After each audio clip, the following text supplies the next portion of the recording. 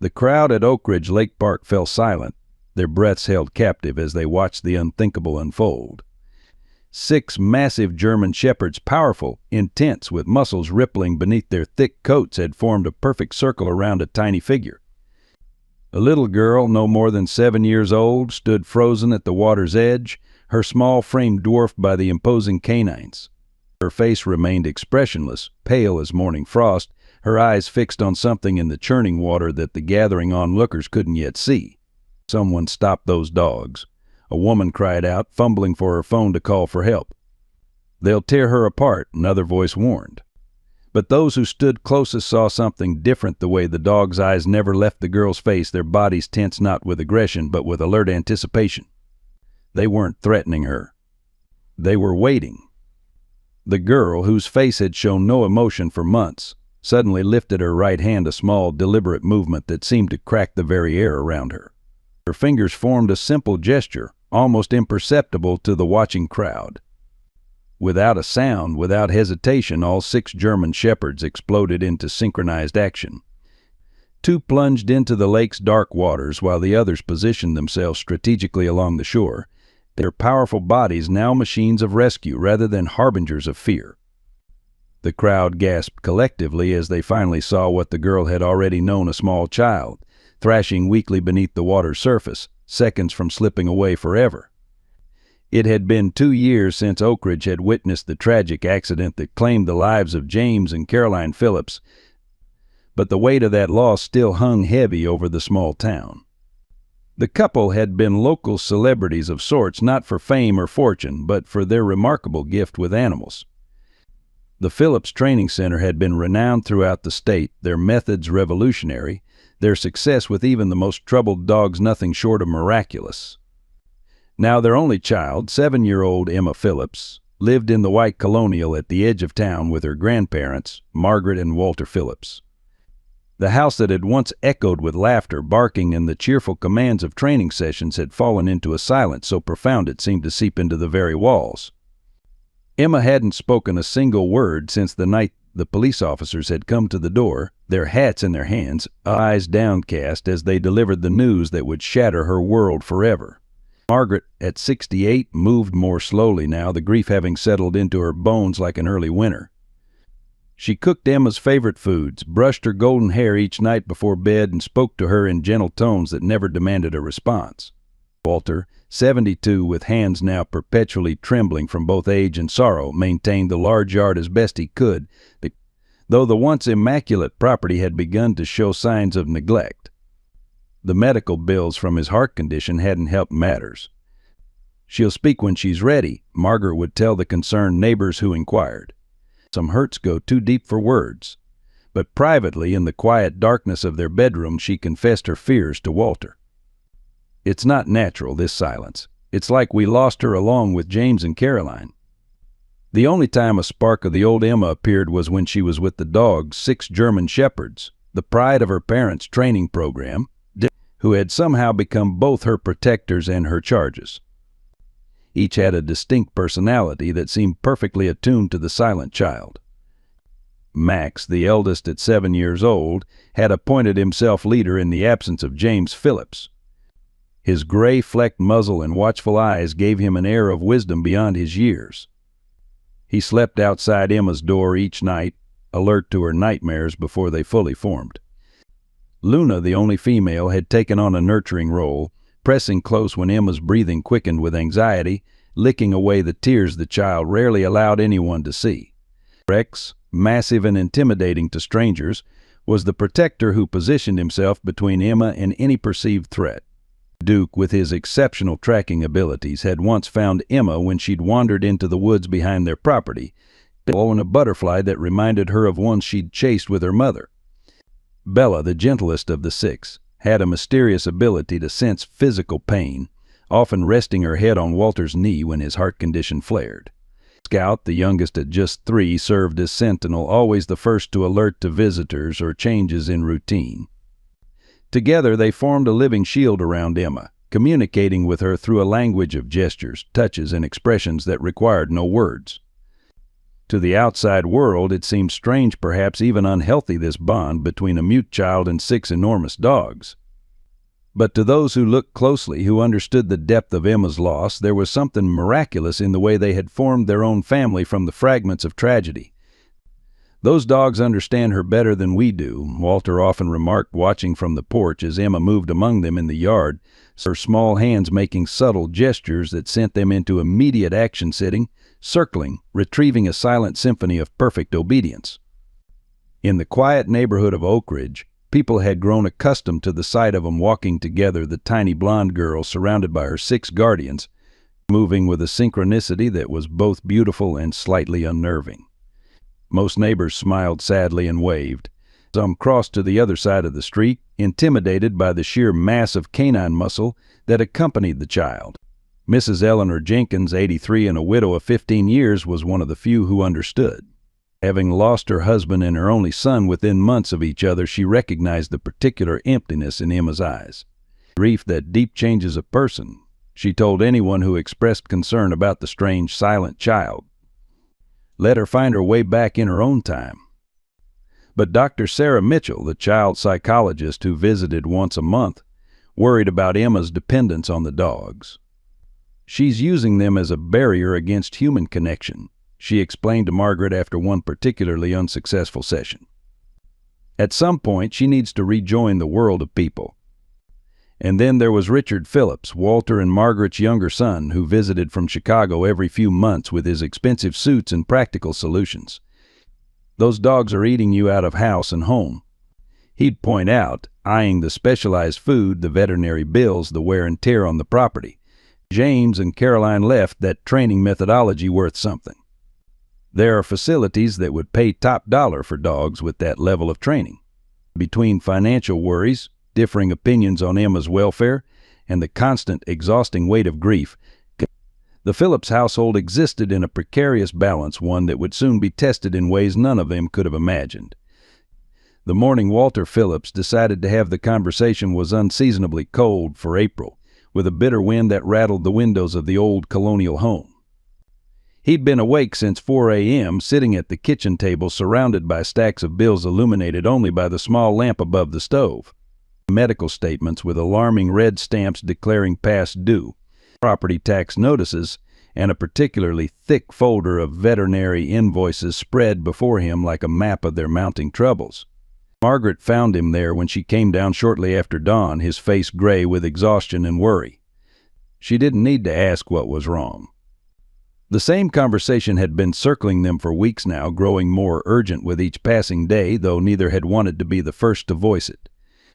"We can't keep going like this, Maggie," Walter said, his voice rough with emotion. "The savings are almost gone. My pension barely covers the mortgage and your Social Security." He trailed off, both of them knowing it wasn't nearly enough. Margaret placed her hand over his, the paper-thin skin of their aging fingers intertwining in a gesture that had comforted them through 50 years of marriage.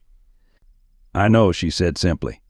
"I've been thinking we could sell some furniture, maybe my mother's silver." Walter shook his head slowly. "It won't be enough. Not with the new medication they put me on. And Max needed those antibiotics last month. And Scout's hip displacement." He gestured helplessly at the veterinary bills. 6 large dogs, Maggie. The food alone is nearly $600 a month. The unspoken solution hung between them, too painful to articulate until Walter finally gathered his courage. "We might need to consider finding new homes for some of the dogs." Margaret's sharp intake of breath was the only indication of how deeply the suggestion cut. "They're all Emma has left of James and Caroline," she whispered. "Those dogs are the only time I see even a glimmer of my granddaughter." "I know that," Walter said, his voice cracking. "Don't you think I know that? But what happens when we can't feed them anymore? Or when one gets sick and we can't afford the vet? What happens when the bank forecloses because we can't make the mortgage payments?" The sound of paws on hardwood interrupted them as Max padded into the kitchen, his intelligent eyes moving between them as if sensing the weight of their discussion. Behind him, Luna appeared, followed by the others in their usual order, a morning ritual as they checked on their elderly charges before returning to their primary duty, Emma. "They know something's wrong," Margaret said softly, reaching out to stroke Max's graying muzzle. They always know. Walter sighed heavily, folding the bills into their respective envelopes with trembling hands. We have to tell her, Maggie, today. It's not fair to put it off any longer. Tell her what? The new voice from the doorway startled them both. Richard Phillips stood there in press khakis and a button-down shirt despite the early hour, his laptop bag slung over one shoulder. He'd arrived late the previous evening for what he'd described as a quick visit before a business conference in Boston. Walter gave his son a weary look. Richard, I didn't realize you were up. Richard entered the kitchen, pouring himself coffee from the pot Margaret had started. I heard voices. What are you planning to tell Emma? His tone held an edge of suspicion, as if he already anticipated disagreeing with whatever they might say. Walter and Margaret exchanged glances, decades of marriage allowing for silent communication. Margaret nodded slightly, giving Walter permission to explain. We're running out of money, Walter said bluntly. The medical bills, the house upkeep, the dogs, it's too much. We might need to find new homes for at least some of the dogs. Richard's expression shifted from concern to something closer to vindication. I've been telling you this for months. Those dogs are a financial burden you can't afford.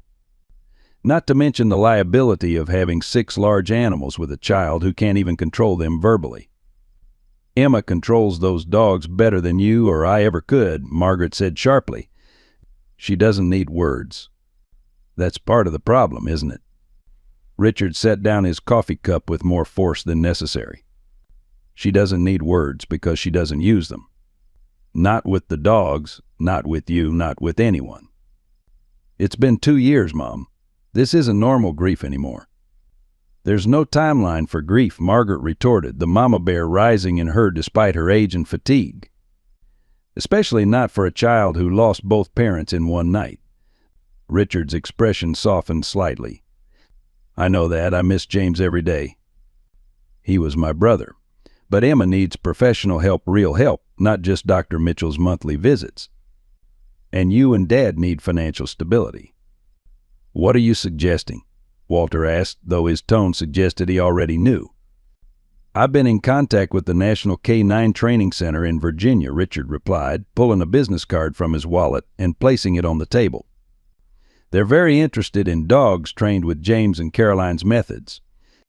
They're willing to pay top dollar enough to set up a trust for Emma's college, cover your medical expenses, and still have plenty left over. Margaret's face paled. You've been planning to sell Emma's dogs behind our backs. I've been exploring options to help this family, Richard corrected. Those dogs represent the last valuable asset James and Caroline left behind. Their training methodology was revolutionary. The center would give them good homes, important work to do, and this family would be secure. Before Margaret could respond, a small creak from the hallway caught their attention. All 3 adults turned to see Emma standing in the doorway, her blonde hair uncombed, her blue eyes wide and unblinking. How long she had been there, how much she had heard, none of them could tell. But the slight trembling of her lower lip suggested it had been enough. Behind her, as always, stood the dogs, all 6 of them arranged in a protective semicircle, their bodies tense as they sensed the emotional currents in the room. Emma, sweetheart, Margaret began, rising from her chair, but Emma had already turned, disappearing down the hallway with silent footsteps, the dogs following like shadows. Walter closed his eyes briefly, the pain in his chest having nothing to do with his heart condition. Well, he said heavily, I guess that's one way to tell her. The days that followed were harder than any since the immediate aftermath of James and Caroline's deaths. Emma, already withdrawn, retreated even further into herself. She began refusing meals, taking only enough water to sustain herself, and spending most of her time curled in her bedroom closet, the small space where her parents' clothes still hung, preserved like museum artifacts of a happier time. The dogs took turns keeping vigil outside the closet door, rotating positions with a silent efficiency that would have impressed even the most demanding military commander. They sensed the shift in the household's emotional weather, the new current of tension that flowed beneath everyday interactions. Walter tried once to explain to Emma, kneeling outside the closet despite the pain in his joints. "We don't want to take the dogs away, Emma. We love 'em too, but Grandpa's medicine is very expensive and the dogs need special food and care." His voice had trailed off as he realized the futility of logical explanations to a child drowning in another wave of loss. Margaret tried a different approach, sitting quietly by the closet, not speaking at all, just letting Emma know she wasn't alone. Sometimes she hummed the lullaby she'd sung to Emma as a baby, the same ones Caroline had learned from her. But Emma remained hidden, silent, unreachable. Richard stayed longer than he'd planned, torn between frustration at what he saw as his parents' impractical sentimentality and genuine concern for his niece. "This is exactly why she needs real intervention," he insisted during a heated discussion after Emma had finally fallen asleep one night. "She can't cope with even the idea of change. How will she ever function in the world?" "She's 7 years old," Margaret had replied wearily. "She doesn't need to function in the world yet. She needs to feel safe." The stalemate might have continued indefinitely if not for what happened on the 4th day after Emma overheard the kitchen conversation. Margaret had gone to check on her granddaughter only to find the closet empty, the bedroom window open, and all 6 dogs missing from the house. The panic that gripped the Phillips household spread quickly through the neighborhood as word got out that Emma Phillips had disappeared with 6 German shepherds. Search parties formed spontaneously, neighbors emerging from homes with flashlights and concerned expressions. "She's never gone off alone before," Walter kept saying, his face ashen as he stood on the front porch, too unsteady to join the search himself. Not since we lost them." Mrs. Eleanor Jenkins, despite her 83 years, was among the first to arrive at the Phillips home. "That child knows those dogs like the back of her hand," she reassured Walter. "And they'd die before they'd let anything happen to her. She's seeking comfort where she can find it." Dr. Mitchell arrived shortly after, having been called by Richard. "This kind of acting out isn't uncommon in children experiencing complex grief," she explained, "especially when faced with another potential loss." Richard paced the porch, alternating between making phone calls to local authorities and checking his watch. "I should have been more careful about discussing the dogs," he admitted, a rare concession. "But this just proves my point. She's too emotionally fragile to handle reality." But it was Mrs. Jenkins who eventually suggested the park. "It's where Caroline used to take her to train the dogs," she recalled. "Near the lake, where there's that big open field." The search converged on Oak Ridge Lake Park just as the afternoon sun began to slant through the trees, casting long shadows across the well-maintained paths and open spaces where families normally picnicked and played. But today an unusual tension hung in the air as searchers called Emma's name, their voices echoing across the water. No one expected to find her as they did, sitting cross-legged on the grassy bank of the lake, surrounded by her 6 guardians, but looking smaller and more vulnerable than ever against the backdrop of the vast open space and the darkening sky. And no one could have anticipated what would happen next, the moment that would change everything for Emma Phillips and Nick. The small town that had been holding its collective breath since she stopped speaking 2 years ago.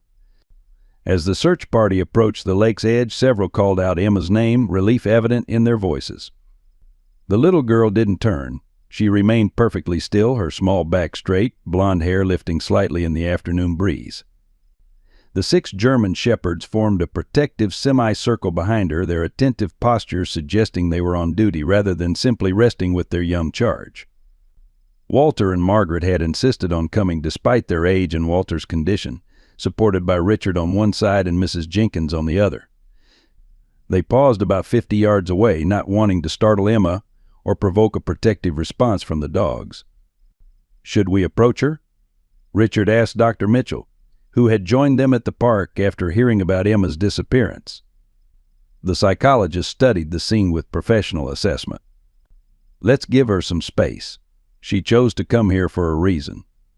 This might be her way of processing what she overheard." Margaret couldn't tear her eyes away from her granddaughter's small silhouette against the vast lake. "She looked so much like Caroline sitting there," she whispered, the same way of holding herself. Indeed, there was something poignant and oddly mature about the way Emma sat facing the water, the dogs positioned exactly as they would have been during one of her parents' training demonstrations. Those who had known James and Caroline could see echoes of their disciplined approach in the animal's perfect formation. "I've never seen anything quite like it," Officer Daniels, who had responded to the missing child call, remarked quietly. "Most adults can't control one dog that well, let alone 6. As they watched, Emma's hand rose slowly in a gesture reminiscent of her father's training signal. Immediately, Max stood alert, his ears forward, nose testing the air. The other dogs remained perfectly still, but there was a new tension in their bodies, a readiness for action. Mrs. Jenkins narrowed her eyes, peering across the distance. "Something's happening," she murmured. The dogs sensed something.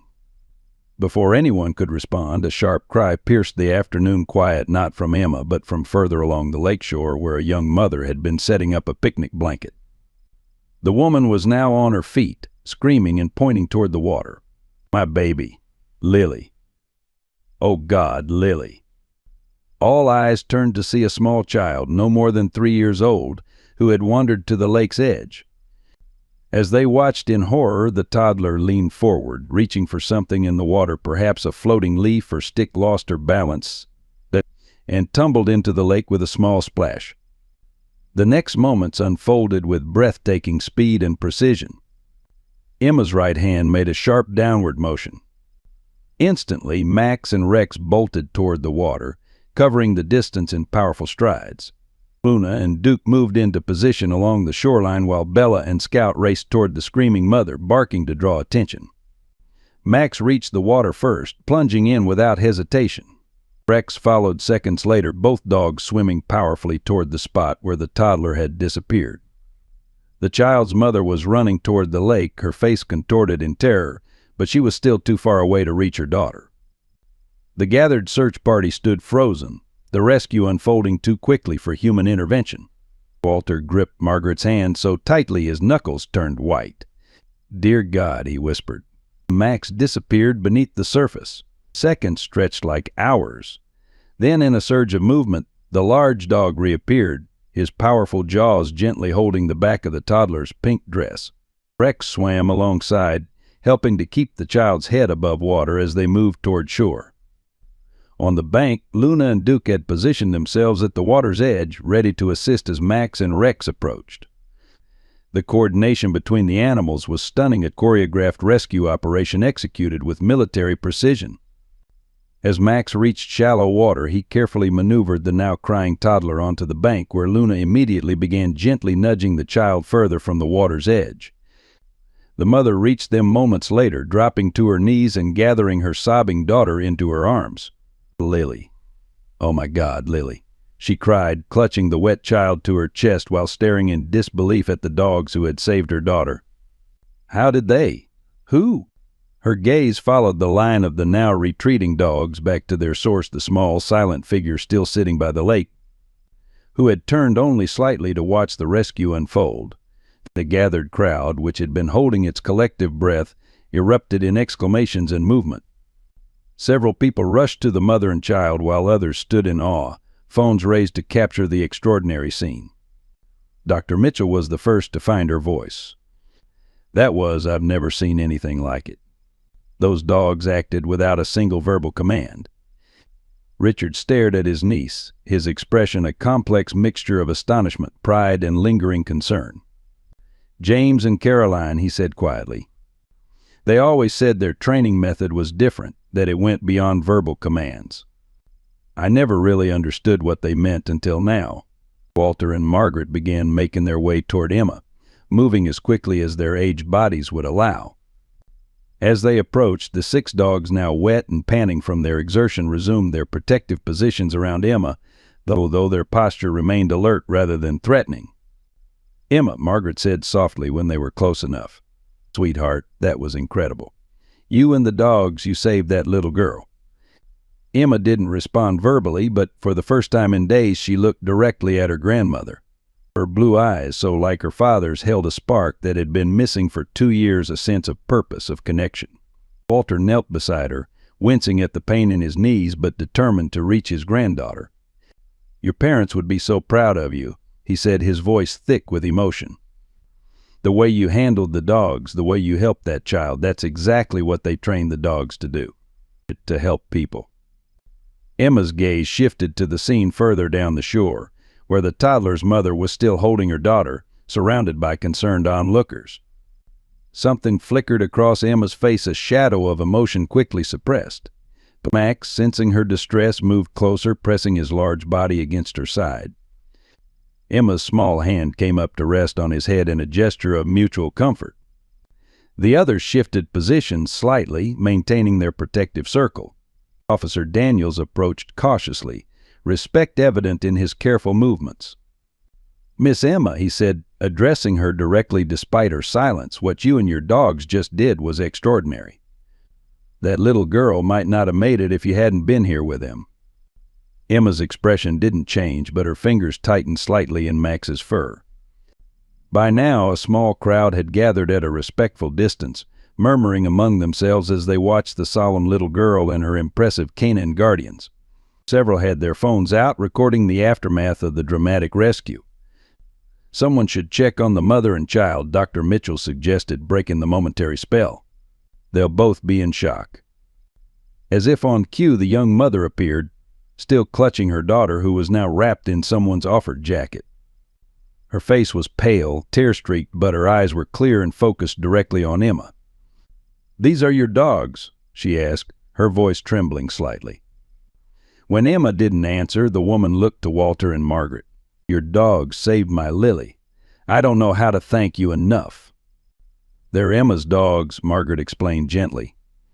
"They were trained by her parents before," she trailed off, not wanting to introduce the concept of death so soon after the near tragedy. The young woman nodded, understanding dawning in her eyes. "I'm Rebecca," she said, shifting her daughter to one hip and extending her free hand. "Rebecca Parker. And this is Lily." Her voice broke slightly. "If it weren't for your dogs and your granddaughter, Lily would have—" She couldn't finish the sentence. Walter shook her hand. "Walter Phillips. My wife Margaret, our son Richard, and our granddaughter Emma." He gestured to each of them.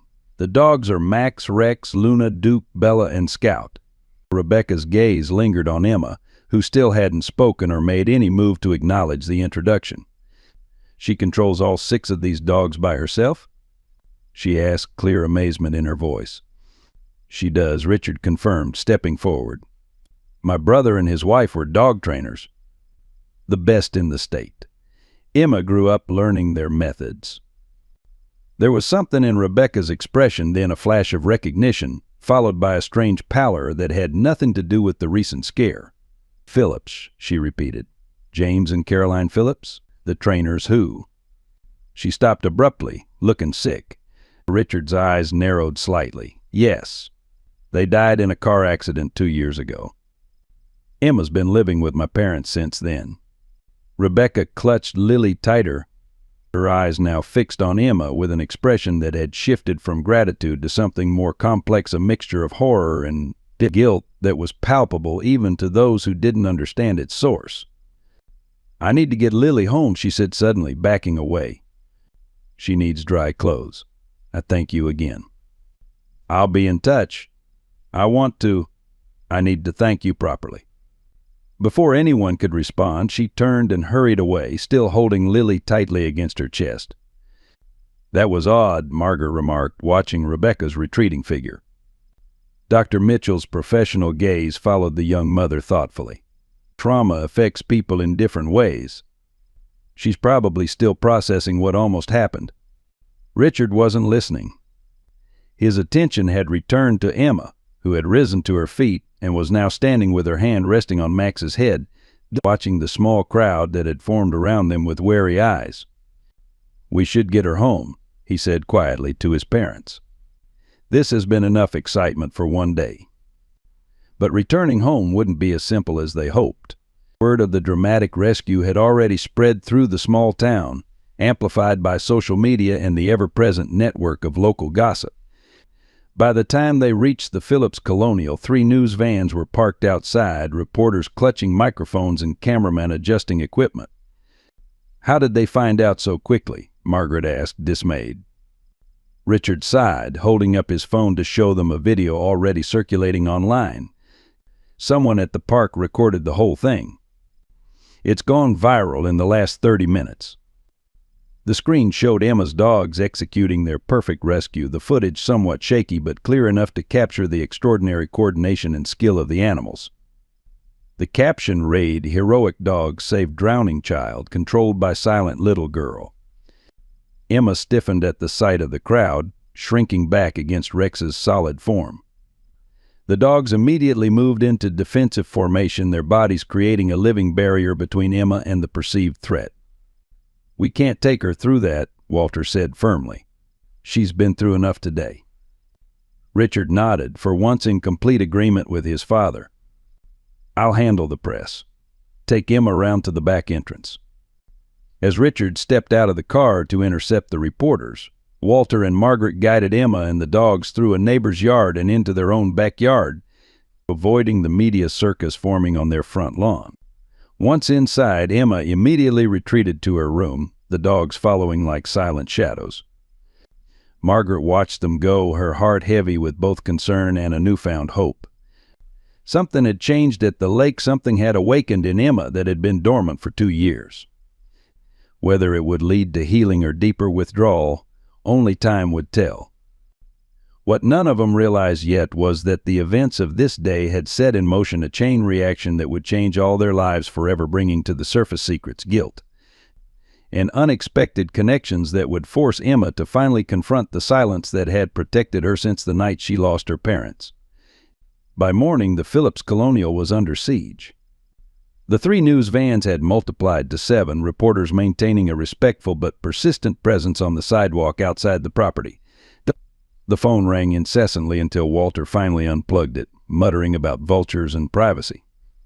Local papers bore headlines ranging from "Miracle at the Lake" to "Silent Child's K9 Heroes Save Toddler," each accompanied by grainy cell phone images of Emma surrounded by her 6 German shepherds. But inside, Emma remained in her room, the dogs rotating guard positions at her door as they had done since her parents' death. She hadn't eaten breakfast, accepting only a glass of water from Margaret before retreating back into her private world. But there was something different about her silence now, a tension, an awareness that hadn't been there before. Margaret noticed it in the way Emma's eyes followed her movements, in the slight furrow between her brows as she stared out her bedroom window at the gathering crowd. "This isn't healthy," Richard declared, pacing the kitchen while checking his phone for updates on the viral video, which had now exceeded 2 million views. "She needs structure, routine, not all this chaos and attention." "For once I agree with you," Dr. Mitchell said. She had arrived early, concerned about how Emma might be processing the previous day's events. "But there's something else happening here that we need to consider." Yesterday, Emma took action. She made a choice to help someone, to use the skills her parents taught her. That's the first purposeful engagement we've seen since the accident. Walter looked up from his coffee, hope flickering briefly across his weathered face. "You think this could be good for her? All this attention?" Dr. Mitchell chose her words carefully. "I think yesterday created a crack in the wall Emma has built around herself. Whether that's good or bad depends on what comes through that crack. She could open up, start processing her grief in a healthier way, or she could retreat further if she feels overwhelmed." Outside, another news van pulled up, this one bearing the logo of a national network. Richard groaned. "It's gone beyond local now. We need to make a statement, get ahead of this story before it spirals completely out of control." "No press," Margaret said firmly. "Emma doesn't need cameras in her face asking why she doesn't talk. She needs peace." A knock at the front door interrupted their discussion. Walter rose stiffly to answer it, expecting another reporter to turn away. Instead, he found Mrs. Jenkins on the porch, her thin arms laden with casserole dishes and folders. "The vultures didn't get you, I see," she said by way of greeting, bustling past him into the house. "I brought lunch. And these." She set down her burdens on the hall table, gesturing to the stack of folders. "Letters, cards. They've been pouring in since last night. The whole town's talking about Emma and those magnificent dogs."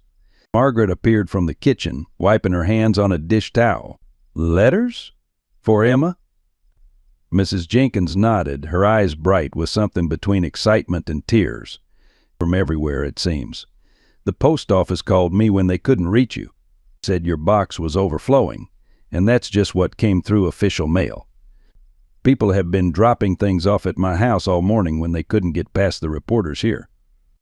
Walter picked up one of the folders, opening it to reveal dozens of cards, crayon drawings, and handwritten notes. All this for Emma? And the dogs, Mrs. Jenkins corrected. People are calling them heroes. Which they are. She lowered her voice. There's more. Rebecca Parker has been trying to reach you. Called me when she couldn't get through on your line. Says she needs to speak with you urgently. Richard, who had followed Margaret into the hallway, frowned. The mother from yesterday, what does she want? Mrs. Jenkins fixed him with a look that suggested he was being deliberately obtuse. To thank the child and the dogs who saved her daughter's life, I imagine. Though she sounded troubled, said it was important. Before Richard could respond, there was a commotion from upstairs, the sound of paws on hardwood followed by a door opening. All four adults looked up to see Emma standing at the top of the stairs, watching them with her usual silence but unusual interest. Behind her, the dogs were arranged in their customary formation, alert and attentive. "Hello, Emma," Mrs. Jenkins called up with warm familiarity. "I've brought some letters from people who want to thank you and your wonderful dogs for what you did yesterday." Emma's expression didn't change, but she descended the stairs slowly, stopping several steps from the bottom, her eyes fixed on the folders Mrs. Jenkins had brought. One small hand reached out tentatively, then withdrew. "Would you like to see them?" Margaret asked gently. After a moment's hesitation, Emma nodded a tiny movement, but the first direct response she had offered in days. Margaret selected one of the simpler cards, a crayon drawing of 6 dogs swimming in blue water, and held it out. Emma came down the remaining steps and took it carefully, examining the childish artwork with intense concentration. Something that might have been the ghost of a smile flickered across her face as she traced the outline of the largest dog, clearly meant to be Max. "There are many more," Mrs. Jenkins said. "People are very grateful for what you and your dogs did. That little girl, Lily, she's safe because of you." At the mention of Lily's name, Emma's expression clouded. She handed the card back to Margaret and turned away, heading toward the kitchen with the dogs following in perfect formation. Dr. Mitchell, who had been observing silently, made a note in her small leather-bound notebook. "That's interesting," she murmured. A strong reaction to the child's name. "She saved the girl's life," Richard pointed out. "That's bound to create some emotional connection." Perhaps Dr. Mitchell agreed, though her tone suggested she wasn't entirely convinced. "I'd still like to know more about Rebecca Parker's urgency to speak with you." Walter sighed heavily, feeling the weight of the situation pressing down on his already burdened shoulders. "I suppose we should call her back. Find out what she wants." Richard checked his watch. "I'll handle it. I need to head into town anyway to speak with my attorney about all this media attention. We should consider legal representation to protect Emma's privacy." After Richard departed, promising to return with news from Rebecca Parker, the household settled into an uneasy rhythm. Margaret and Mrs. Jenkins sorted through the letters and cards, setting aside the most appropriate ones to show Emma later. Walter retreated to his study, ostensibly to work on financial documents, but actually to avoid the reminders of their precarious situation. Dr. Mitchell attempted another session with Emma, though the child remained as unresponsive as ever, sitting cross-legged on the living room floor with the dogs arranged around her like sentinels. It was nearly 4 in the afternoon when Richard returned, his expression grim. Margaret met him at the door, instantly alert to his troubled demeanor.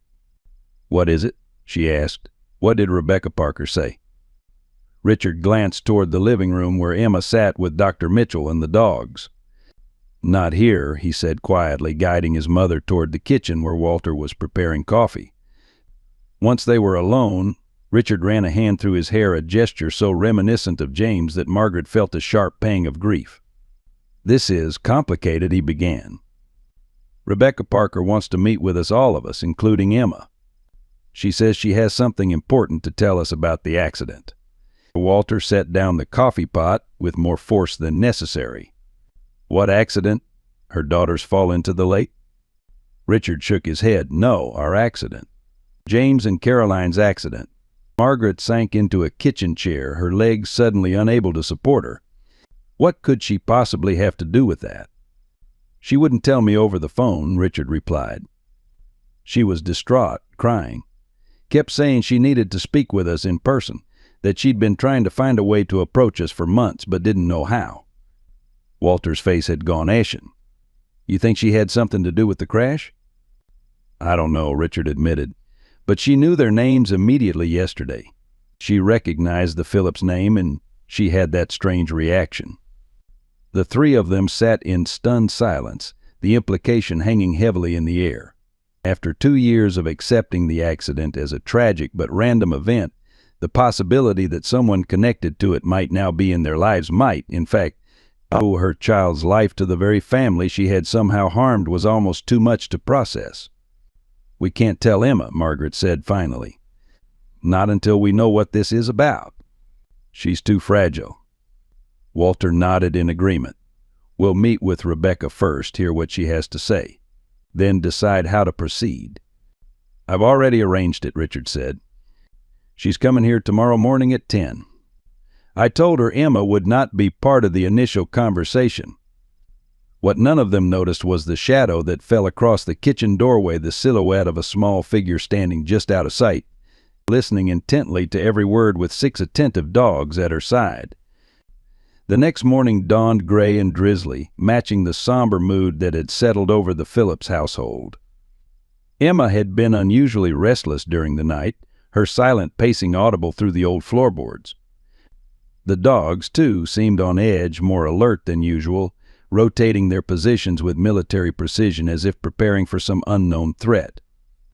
At precisely 10 o'clock, a modest sedan pulled into the driveway, navigating carefully past the 2 news vans that still maintained their vigil. Rebecca Parker emerged alone, clutching a large envelope to her chest like a shield. Her face was pale, her movements hesitant as she approached the front door. Walter met her there, ushering her quickly inside and away from potential cameras. In the living room, Margaret and Richard waited with Dr. Mitchell, who had been invited at Richard's insistence to provide professional support for what promised to be a difficult conversation. Rebecca stood awkwardly just inside the doorway, her gaze darting around the room as if searching for escape routes. "Thank you for seeing me," she began, her voice barely above a whisper. I've been trying to find the courage to do this for so long." "Please sit down," Margaret said, indicating the armchair across from the sofa where she sat with Walter. Her tone was polite but reserved, protective instincts on high alert. Rebecca perched on the edge of the chair, still clutching the envelope. "First, I want to thank you again, your granddaughter, your dogs. They saved Lily's life yesterday. I can never repay that debt."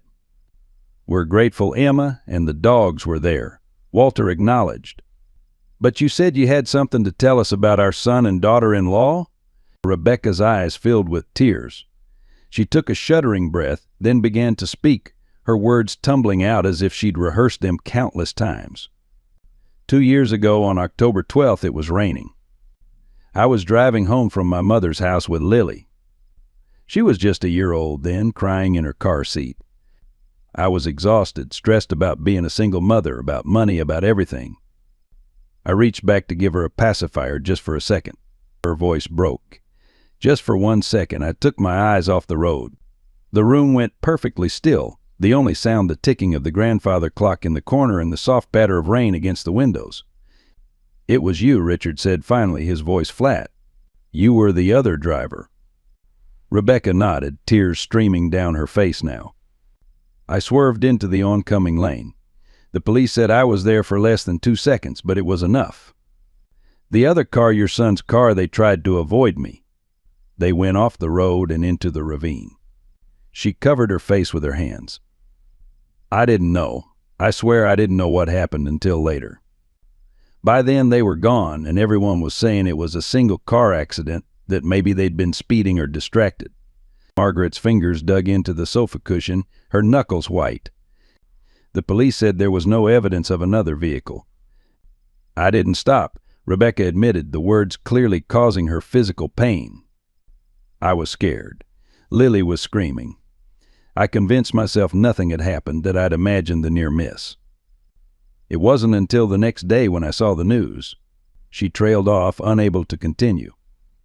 Walter stood abruptly, crossed to the window, and stood with his back to the room, his shoulders rigid with barely contained emotion. 2 years, he said, his voice dangerously quiet. 2 years we've wondered what happened. 2 years our granddaughter hasn't spoken because of the trauma. And you've been living your life, saying nothing. I was a coward, Rebecca whispered. I told myself Lily needed me, that going to prison wouldn't bring them back. But I've never forgiven myself. Not for a single day. Richard's expression was thunderous. You should have come forward.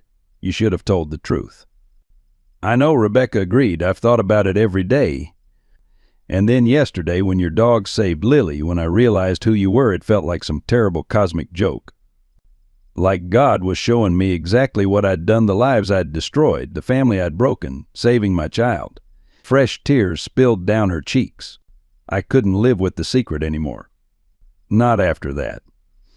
Dr. Mitchell, who had been observing silently, leaned forward.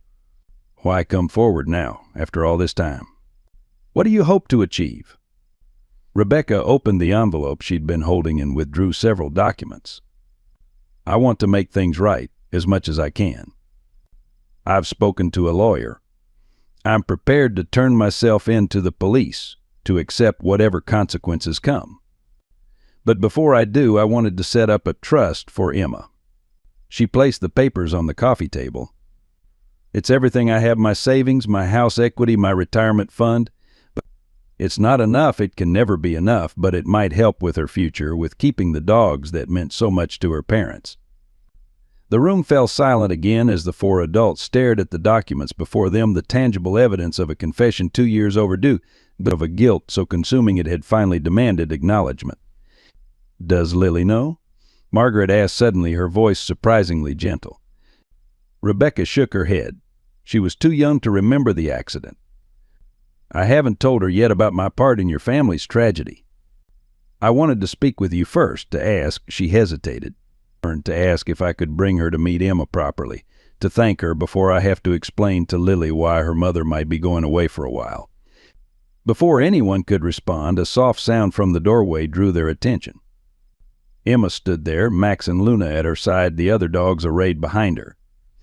Her small face was unreadable, her blue eyes fixed on Rebecca with an intensity that made the woman flinch. Emma, Margaret said, rising quickly. Sweetheart, you should be upstairs with Mrs. Jenkins. Emma didn't acknowledge her grandmother. Instead, she walked slowly into the room, the dogs moving with her in perfect synchronization. She stopped directly in front of Rebecca, studying her face with the focused concentration of someone much older than her 7 years.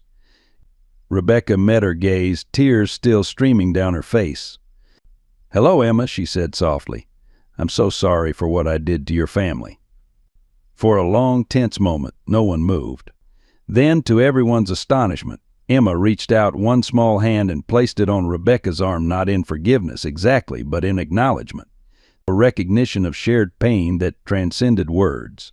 Max moved forward, positioning himself between Emma and Rebecca, not threatening but protective.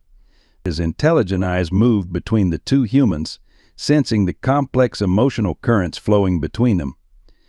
She understands more than we realize, Dr. Mitchell observed quietly. She always has. Walter turned from the window, his expression still pained but somehow softer. What happens now? If you turn yourself in, what happens to Lily?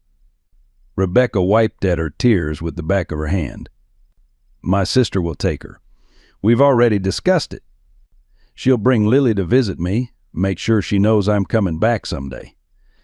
The irony wasn't lost on anyone in the room, another child facing separation from a parent, another family fractured by the events that had begun 2 years ago on a rainy night. Richard, however, wasn't ready for reconciliation. You should have come forward immediately, he insisted, anger still evident in his tense posture. Do you have any idea what your silence has cost this family? What it's done to Emma? Richard, Margaret said quietly enough. No, he's right, Rebecca said. Nothing I can do will ever make up for what happened. But I'm trying to take responsibility now for whatever that's worth. Emma had returned to the doorway, the dogs forming their usual protective circle around her. She was watching the adults with that same intense focus, absorbing every word, every nuance of emotion. Walter noticed her first. Emma, are you all right? She didn't respond, but something in her expression had shifted, a hardness, a determination that hadn't been there before. Without warning, she turned and left the room, the dogs following as always. Should someone go after her? Rebecca asked, concerned. Dr. Mitchell shook her head. Give her space. She's processing a lot of new information.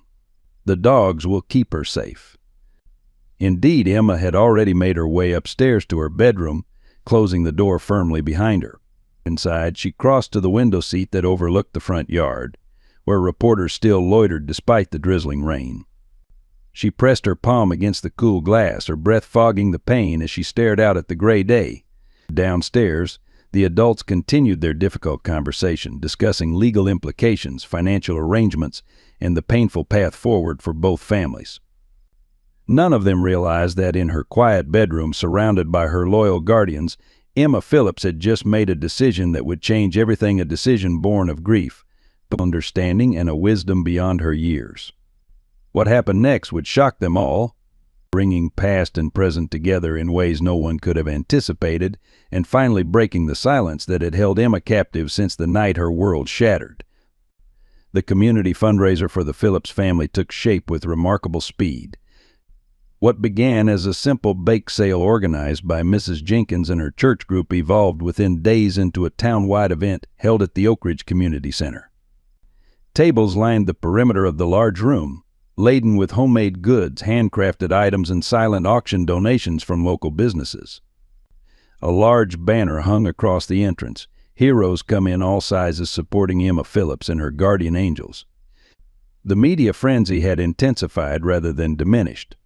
Rebecca Parker's public confession, delivered in a tear-filled statement outside the police station 3 days after her meeting with the Phillips family, had transformed a heartwarming local story about heroic dogs into a national narrative about tragedy, redemption, and the mysterious silent child at the center of it all. Reporters from as far away as Los Angeles and New York had descended on Oak Ridge, booking all available rooms at the small local motel and turning the peaceful town into a hive of activity. It's gotten completely out of hand, Richard complained as he helped Walter hang streamers at the community center. This was supposed to be a small, private fundraiser for Emma's dogs, not a circus. Walter paused in his work, wiping his brow with a handkerchief. His heart medication had been increased again, and the exertion of preparing for the event had left him pale and breathless. People want to help, Richard. After everything that's happened, can you blame them?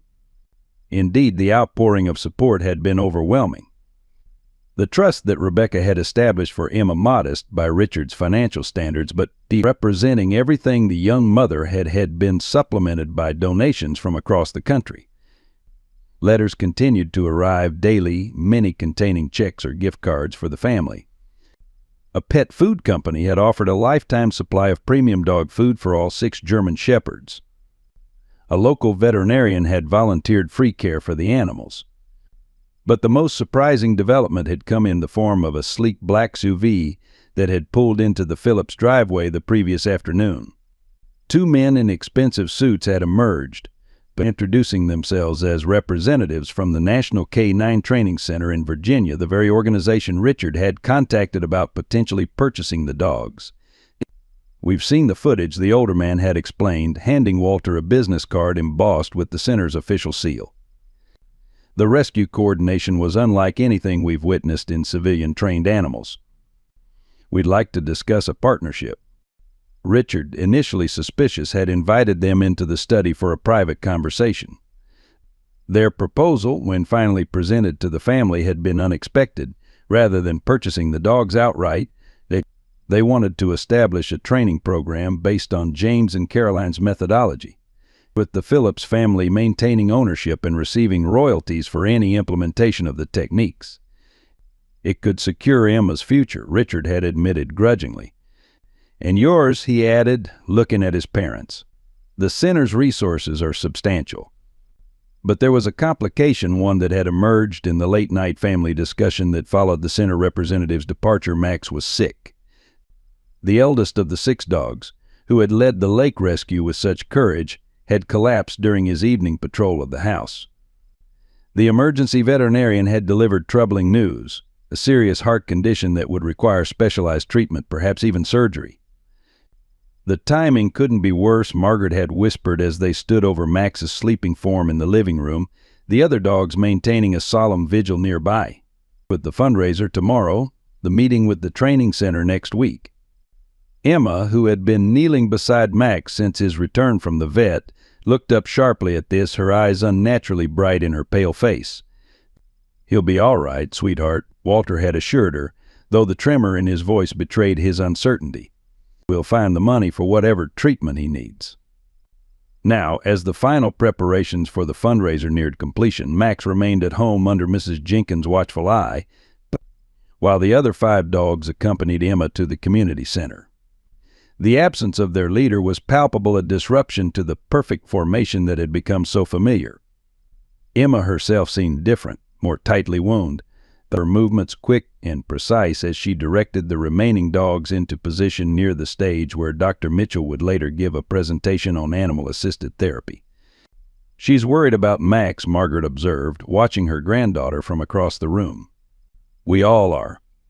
Dr. Mitchell nodded in agreement. "The dogs are her emotional anchor. Losing one of them, especially Max, would be devastating. Particularly now when she's beginning to process so many complex feelings about her parents' death and Rebecca's role in it."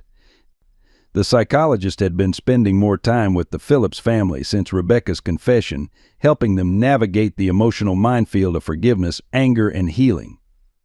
For Walter and Margaret, the revelation of what had truly happened that rainy night had brought a strange mixture of pain and relief, pain at having the wound reopened, relief at finally understanding. For Richard, whose anger had been the most vocal, acceptance came harder. She drove away, he had repeated during one particularly heated session. She left them there to die and said nothing for 2 years. She was wrong, Dr. Mitchell had acknowledged. But punishing her won't bring James and Caroline back. And it won't help Emma heal. That healing, everyone agreed, was the priority. Yet Emma remained as silent as ever, though her eyes seemed more alive, more present than they had been in months. She had listened to the discussions about Rebecca, about Max's condition, about the training center's proposal, absorbing everything without comment but with a focus that suggested deep internal processing. As noon approached, the community center began filling with townspeople. Many brought additional items for the fundraiser, others simply came to show support. Emma stationed herself near the entrance with Luna, Rex, Duke, Bella, and Scout arranged in a protective semicircle, greeting visitors with solemn dignity but no words. "She's like a little queen holding court," Mrs. Jenkins remarked when she arrived from her shift watching over Max. "How's she doing?" "Holding up," Margaret replied. "How's Max?" "Resting comfortably. The medication seems to be helping with the pain, at least." She lowered her voice. "But the vet called. The specialist in Boston can see him next week, but the consultation alone is $3,000. That's before any treatment." Margaret's face fell. "We were hoping the fundraiser might cover at least part of it." "It will," Mrs. Jenkins assured her, glancing around at the growing crowd. "Look how many people have come already. This town takes care of its own." Indeed, the turnout was impressive for a community of Oak Ridge's size. By 1 o'clock, the parking lot was full, and visitors spilled onto the grassy areas surrounding the community center. The silent auction tables were crowded with bidders, the bake sale nearly sold out. On the small stage, local musicians took turns providing entertainment while Dr. Mitchell prepared her presentation materials. Richard, who had appointed himself unofficial security coordinator, approached his mother with a frown. "We've got some unexpected visitors," he said quietly. "The representatives from the training center are here. They said they wanted to see the dogs in a public setting before our meeting next week." Margaret followed his gaze to the entrance, where two men in business casual attire stood observing Emma and her 5 guardians with professional interest. "Should we be concerned?" "I don't know," Richard admitted. "Their proposal seemed legitimate, but something about their eagerness makes me uneasy. These dogs represent a significant financial opportunity for someone with the right connections." Before Margaret could respond, a ripple of excitement passed through the crowd. Rebecca Parker had arrived, accompanied by a small, dark-haired woman who could only be her sister, and holding the hand of a little girl in a pink dress, Lily, the child whom Emma's dogs had saved from drowning. The room fell awkwardly silent. Despite her public confession and evident remorse, Rebecca remained a controversial figure in Oak Ridge.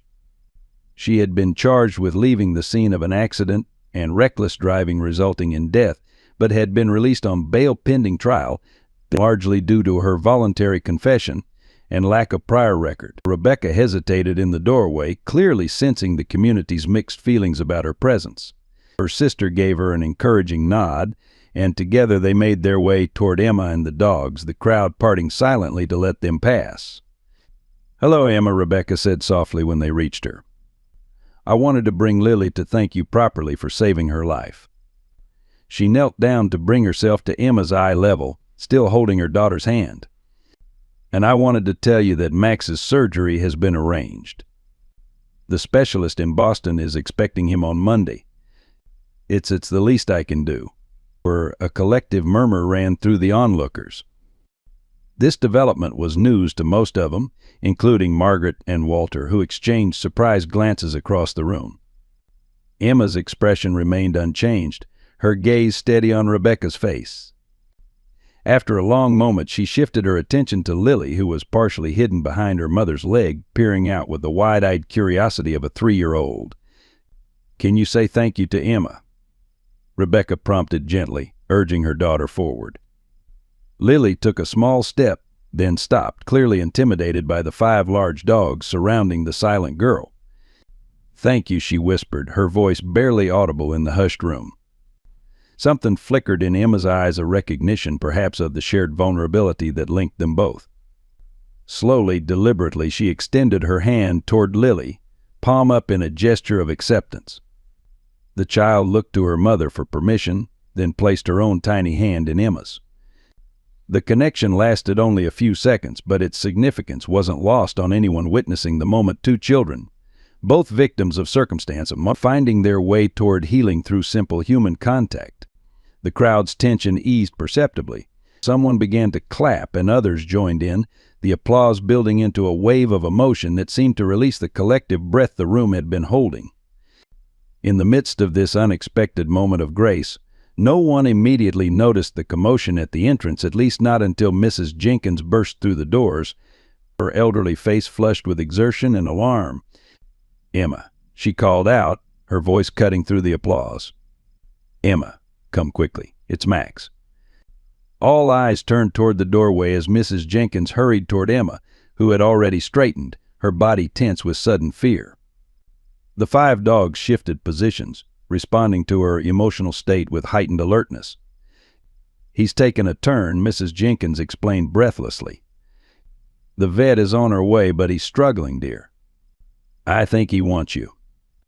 Without hesitation, Emma bolted for the door, the 5 dogs moving in perfect formation around her.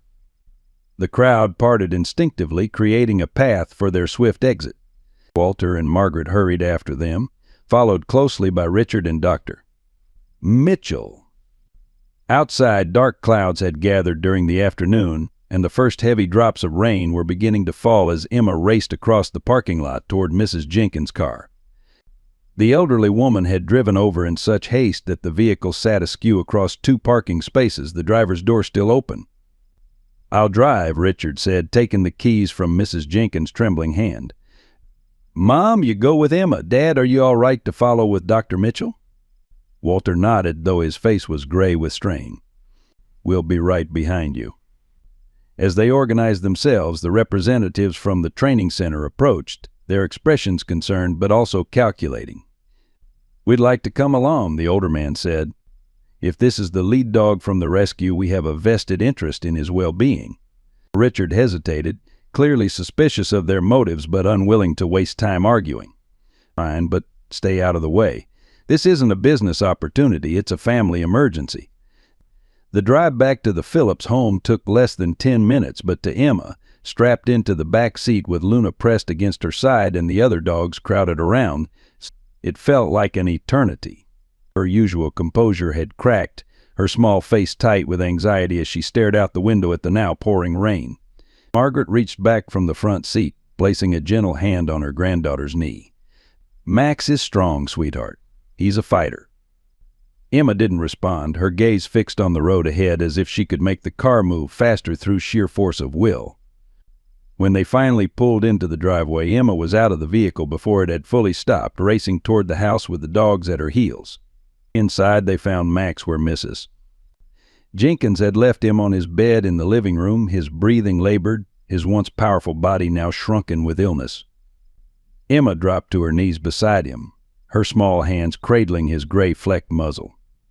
Max's eyes, clouded with pain but still alert, fixed on her face with unmistakable recognition. He tried to lift his head, managing only a weak movement before exhaustion forced him back down. The other dogs arranged themselves in a protective circle around both Emma and Max, their usual disciplined formation now a vigil for their ailing leader. "The vet should be here any minute," Mrs. Jenkins said, her voice catching. I called as soon as he collapsed again. Walter sank into his armchair, pressing a hand to his chest.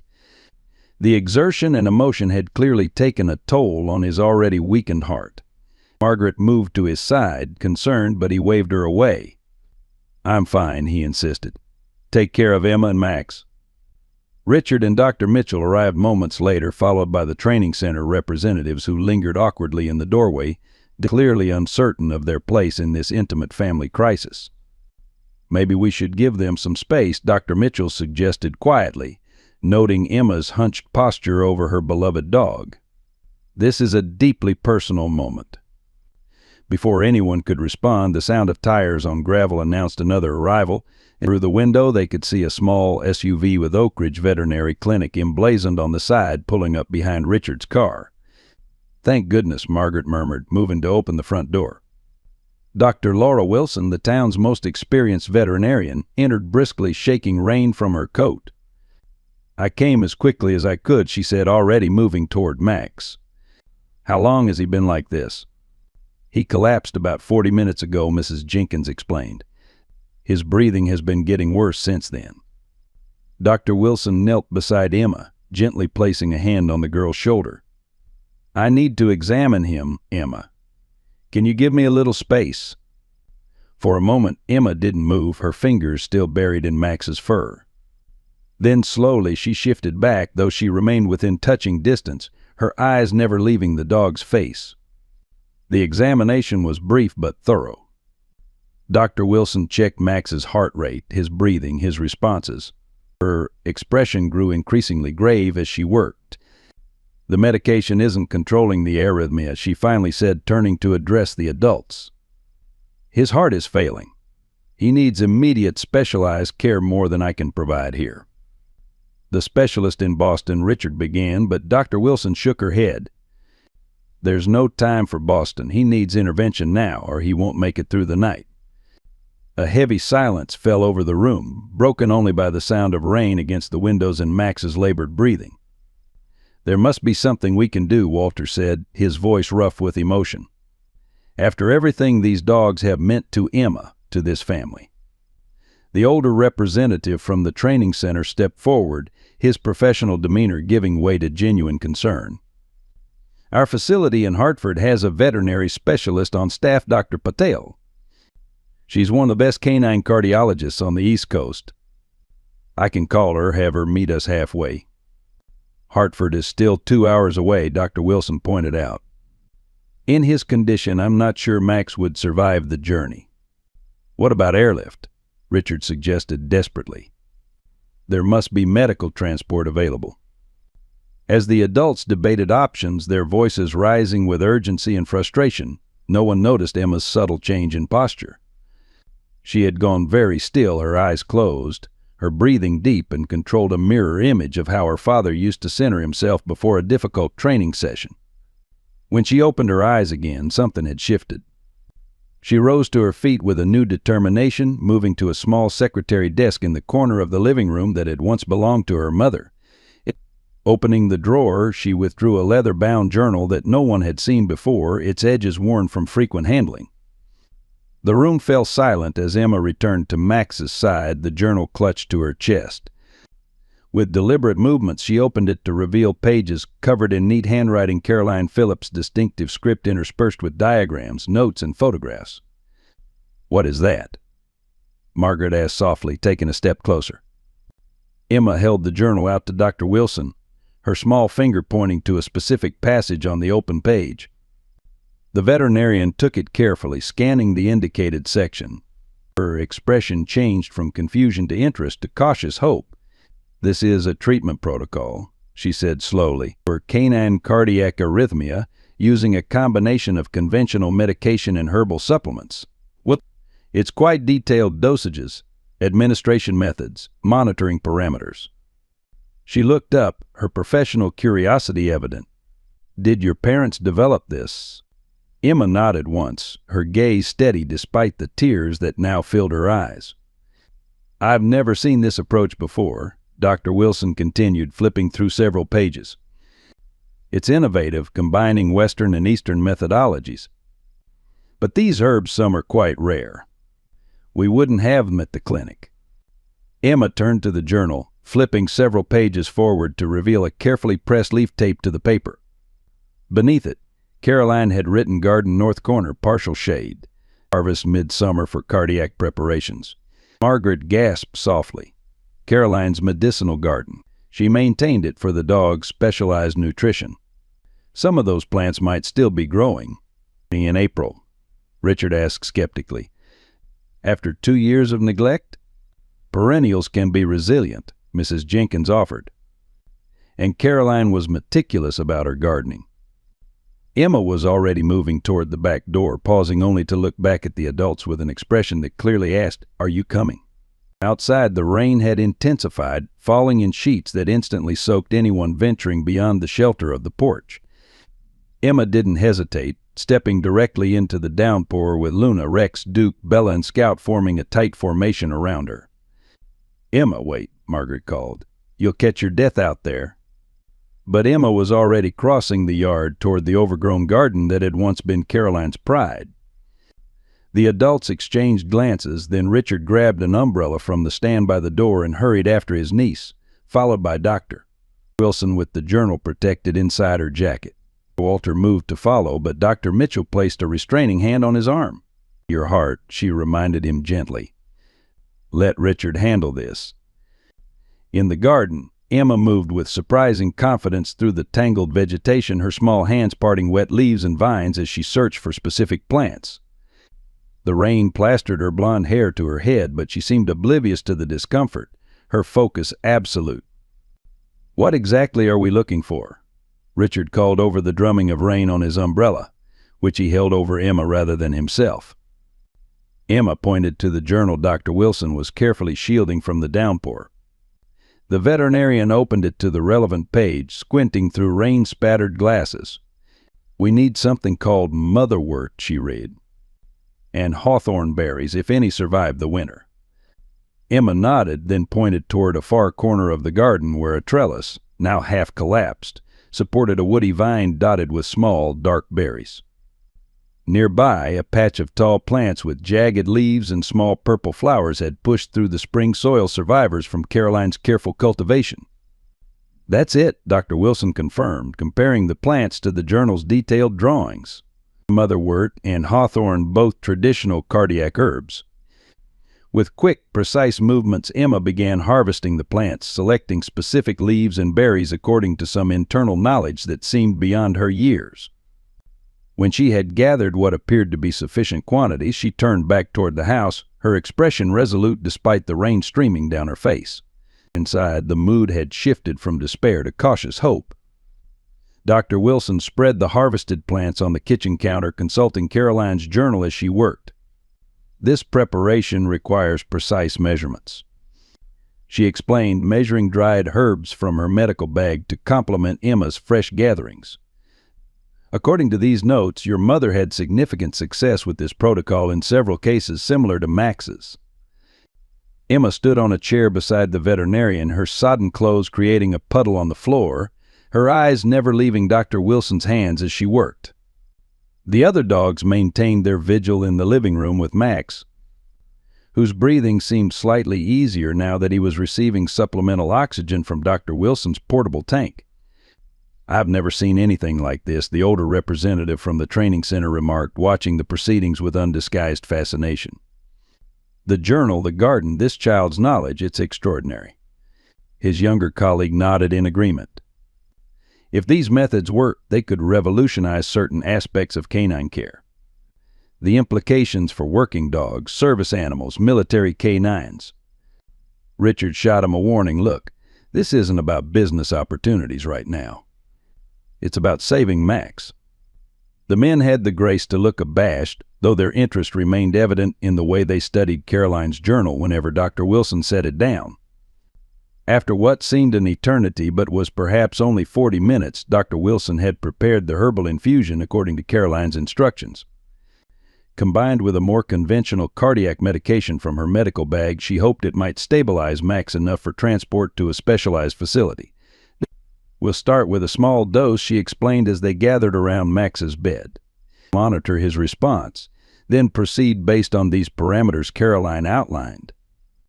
Emma positioned herself at Max's head, cradling it gently as Dr. Wilson administered the mixture via a syringe into the side of his mouth. The other dogs watched with an almost human concern, Scout whining softly as if sensing the gravity of the moment. "Now we wait," Dr. Wilson said, sitting back on her heels. "According to the journal, we should see some response within 30 minutes if it's going to work." Those 30 minutes stretched like hours. The rain continued to pour outside, creating a somber backdrop to the tense vigil inside the Phillips home. No one spoke much, each lost in their own thoughts and prayers for the dog who had come to symbolize so much more than just a beloved pet. Emma never moved from Max's side, her small hand resting on his chest as if to physically support each labored breath. The other dogs maintained their positions, their disciplined formation now an act of solidarity rather than training. At the 20-minute mark, Margaret noticed at first a subtle change in the rhythm of Max's breathing. "Look," she whispered, "I think it's easier now." Dr. Wilson moved quickly to check his vital signs. Heart rate stabilizing, she confirmed, her professional detachment giving way to cautious optimism. Her respiratory effort improving. "It's working." A collective sigh of relief passed through the room. Walter reached for Margaret's hand, squeezing it tightly. Richard, who had been maintaining a stoic front for everyone's benefit, allowed his shoulders to relax slightly. But no one's relief compared to Emma's. As Max's condition visibly improved, some internal dam seemed to break within her. Tears began streaming down her face, not the silent ones she had shed before, but deep, body-shaking sobs that seemed to come from the very core of her being. The sound startled everyone, the first audible expression of emotion they had heard from Emma in 2 years. Margaret moved to comfort her, but Dr. Mitchell held her back with a gentle touch. "Let it happen," the psychologist advised quietly. "This is important." Emma leaned forward, burying her face in Max's fur, her small body trembling with the force of her grief. The other dogs pressed closer, offering their solid presence as she finally released emotions that had been locked away since the night her world shattered. After several minutes, the storm of weeping began to subside. Emma lifted her head, wiping her eyes with the back of her hand. She looked different, somehow lighter, as if some invisible weight had been partially lifted from her small shoulders. Max, too, seemed transformed. His breathing was now regular, his eyes clearer as he gazed up at the child who had fought so hard to save him. With effort that was visible to everyone watching, he lifted his head and gently licked Emma's hand, a gesture of reassurance from protector to protected. "He's going to need ongoing treatment," Dr. Wilson said, breaking the emotional silence that had fallen over the room, "and eventually probably surgery. But I think he's stable enough now for transport to a specialized facility." She glanced at the training center representatives. "If your offer of help still stands." The older man nodded firmly. "Absolutely. I'll make the arrangements immediately."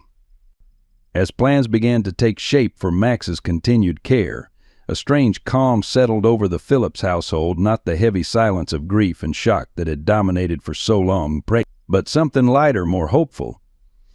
Outside, the rain began to ease, and the first tentative rays of late afternoon sun broke through the clouds. Emma, exhausted from emotional release and the day's events, leaned against Luna's solid form, her eyes growing heavy. Margaret approached cautiously, kneeling beside her granddaughter. "You should change out of these wet clothes, sweetheart," she said gently. "You've been so brave today. Your parents would be so proud of you." At the mention of her parents, Emma's eyes filled again with tears, but they were different now, cleaner somehow, less consuming. She nodded slightly, then, to everyone's astonishment, opened her mouth as if testing long unused muscles. The room went completely still, every adult present hardly daring to breathe. Even the dogs seemed to sense the momentous nature of what might be about to happen, their attention riveted on the small girl in their midst.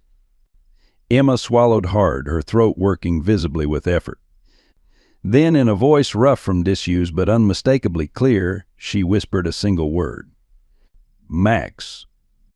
The days following Max's crisis unfolded like the gradual awakening from a long, dark night. Max had been transported to the specialized veterinary facility affiliated with the National K9 Training Center, accompanied by Dr. Wilson, who had taken a personal interest in the unique treatment protocol documented in Caroline Phillips' journal.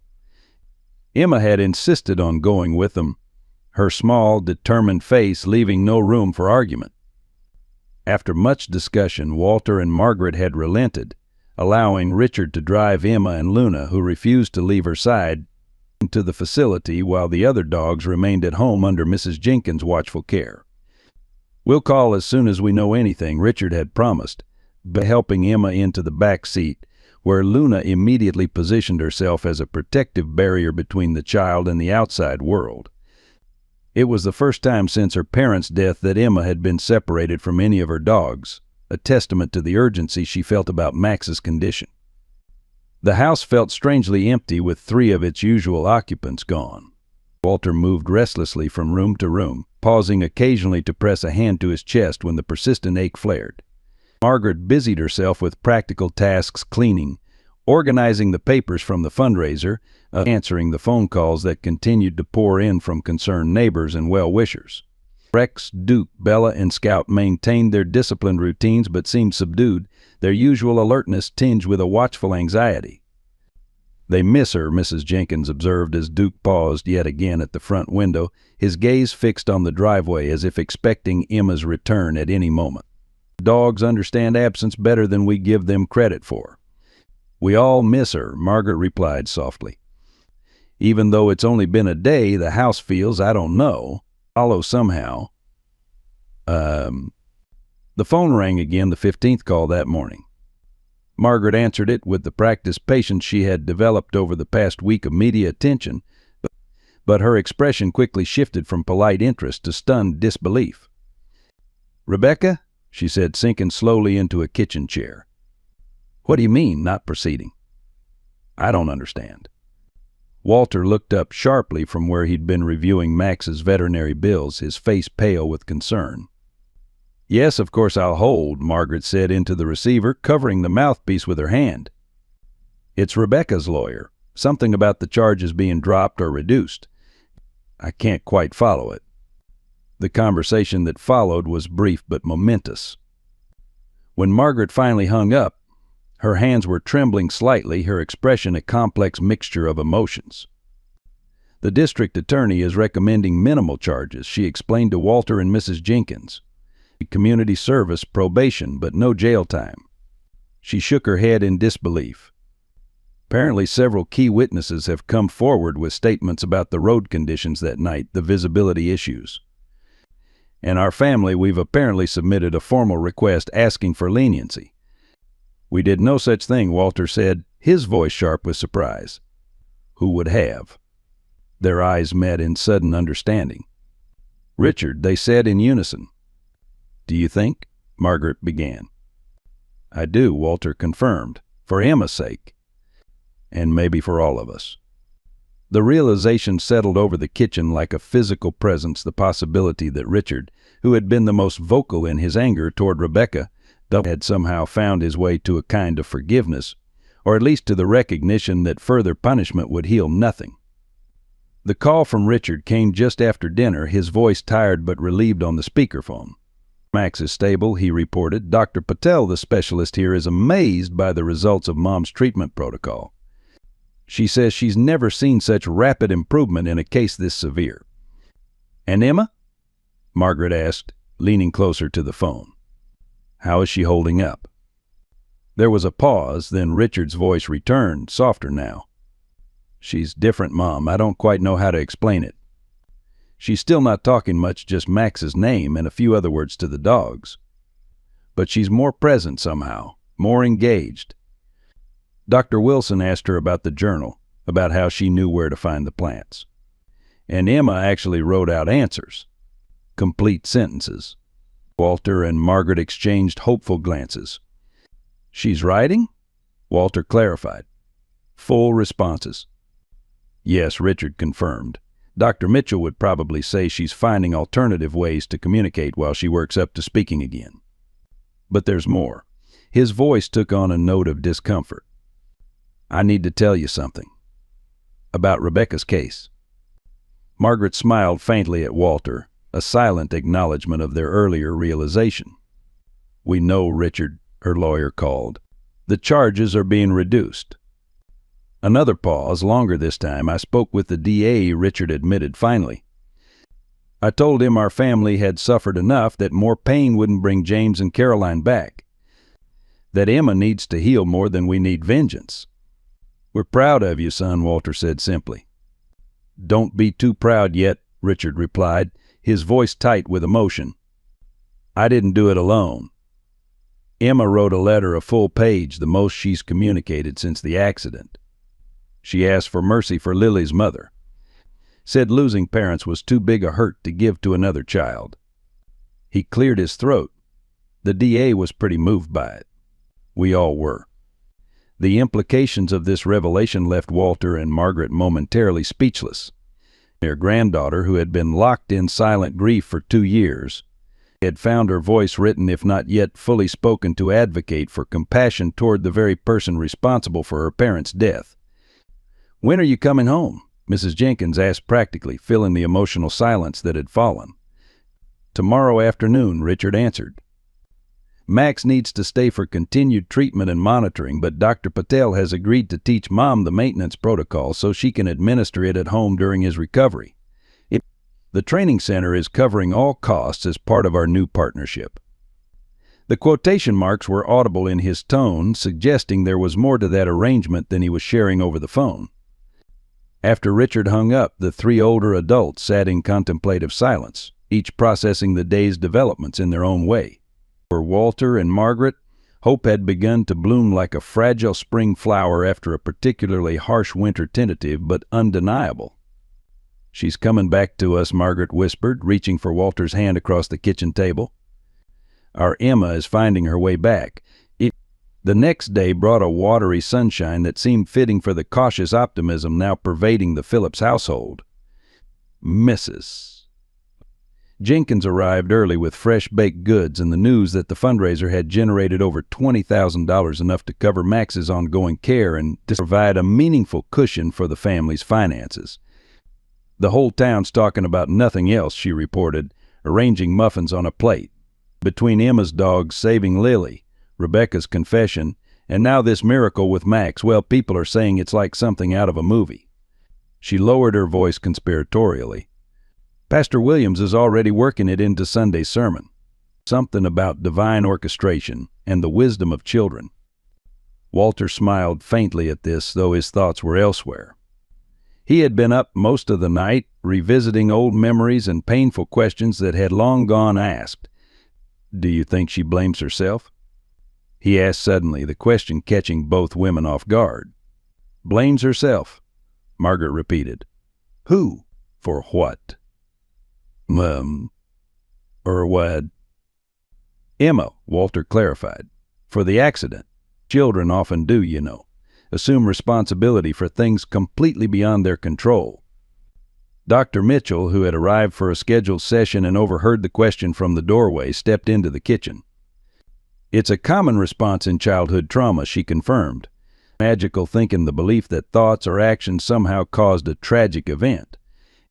It would explain a great deal about Emma's response to the accident." "But why wouldn't she tell us?" Margaret asked, distressed by the possibility.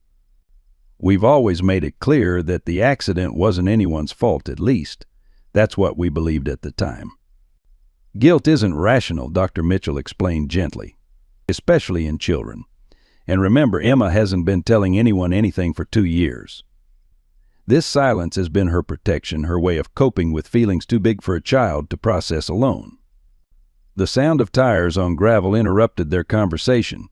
Duke, who had indeed been maintaining his vigil at the window, let out a single, sharp bark, the first sign of animation any of the dogs had shown since Emma's departure. Rex, Bella, and Scout immediately moved into formation, heading for the front door with military precision. Richard's car had barely stopped before the passenger door flew open and Emma emerged, Luna following close behind. The reunion between Emma and the 4 dogs who had remained at home was subdued by most standards but emotionally charged for those who knew her well. She knelt in the driveway, allowing each dog to approach in turn for a brief moment of connection, a touch, a look, a silent communication that re-established their unbreakable bond. Richard followed more slowly, carrying Emma's small overnight bag and a thick folder bearing the National K9 Training Center's logo. He looked exhausted but oddly at peace, the tension that had characterized his interactions with his parents notably absent. "How was the drive?" Margaret asked, embracing him briefly before turning her attention to Emma, who was now heading toward the house with all 5 dogs in perfect formation around her. "Long," Richard admitted, "but worth it. Max is responding well to the treatment. Dr. Patel thinks he'll make a full recovery with proper management." Inside, Emma moved directly to Max's bed in the living room, her brow furrowing slightly when she found it empty. She turned to her grandparents with a questioning look, not the blank expression they had grown accustomed to, but an active request for information. "We washed his bedding," Margaret explained gently. "It's in the dryer now. We can set it up again wherever you think he'll be most comfortable when he comes home." Emma nodded once, then surprised everyone by walking to the small secretary desk and retrieving a notepad and pencil. She wrote quickly, her penmanship neat and precise for a 7-year-old, then handed the paper to Walter. "When will Max come home?" He read aloud, his voice catching slightly at this tangible evidence of his granddaughter's re-emergence into communication. "Dr. Patel wants to keep him under observation for about a week," Richard answered. "Tamam.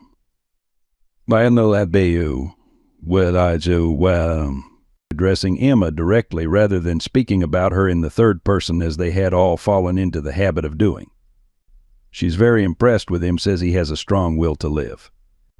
Emma wrote again, this time showing the paper to Richard. "Did you tell him about the journal?" Richard nodded, glancing at his parents. "That's actually something we need to discuss as a family. The training center is extremely interested in your parents' methods, especially after seeing how effective the herbal protocol was for Max. They're proposing a formal research partnership using Mom's journal as the foundation." Walter frowned slightly. "I'm not sure how I feel about strangers having access to Caroline's private notes." That journal was clearly very personal to her. "It was," Richard agreed. "But it also contains potentially groundbreaking approaches to canine care and training. Dr. Patel believes some of Mom's herbal treatments could help working dogs everywhere police K9s, search and rescue service animals." He hesitated. "The center is prepared to establish a research foundation in James and Caroline's names, with a substantial endowment that would ensure Emma's future education, medical care for all 6 dogs for life, and financial security for you both." The implications of this offer hung in the air, its magnitude not lost on anyone present. After months of financial struggle, of difficult conversations about finding new homes for the dogs, of Walter's worsening health condition and mounting medical bills, a solution had appeared from the most unexpected source: Caroline's private journal, preserved and protected by her silent daughter. Emma had been listening intently, her focus unwavering as the adults discussed her parents' legacy. Now she wrote again, her pencil moving with deliberate certainty across the paper. Mom and Dad would want to help other dogs. They always said their work was about making dogs' lives better, not making money. Margaret read the note aloud, then knelt to embrace her granddaughter, tears spilling onto her cheeks. They did say that, didn't they? I'd almost forgotten. The conversation continued through lunch, the practical and financial details gradually giving way to more personal concerns. Dr. Mitchell, who had remained as a supportive presence, gently steered the discussion toward what these developments might mean for Emma's ongoing healing process. I understand Max's emergency created a breakthrough, she said, addressing Emma directly. You spoke his name and you've written several detailed notes today. These are enormous steps forward. How are you feeling about all of this? Emma considered the question, her small face serious as she formulated her response. After a moment she wrote, scared but better. Like waking up from a bad dream, but the dream is still a little bit there. Dr. Mitchell nodded encouragingly. That's a very insightful way to describe it. Trauma recovery often feels exactly like that, a gradual awakening, with echoes of the nightmare still present. Can you tell us what feels better and what still feels scary? Emma's pencil hovered over the paper, uncertainty flickering across her face for the first time since her return.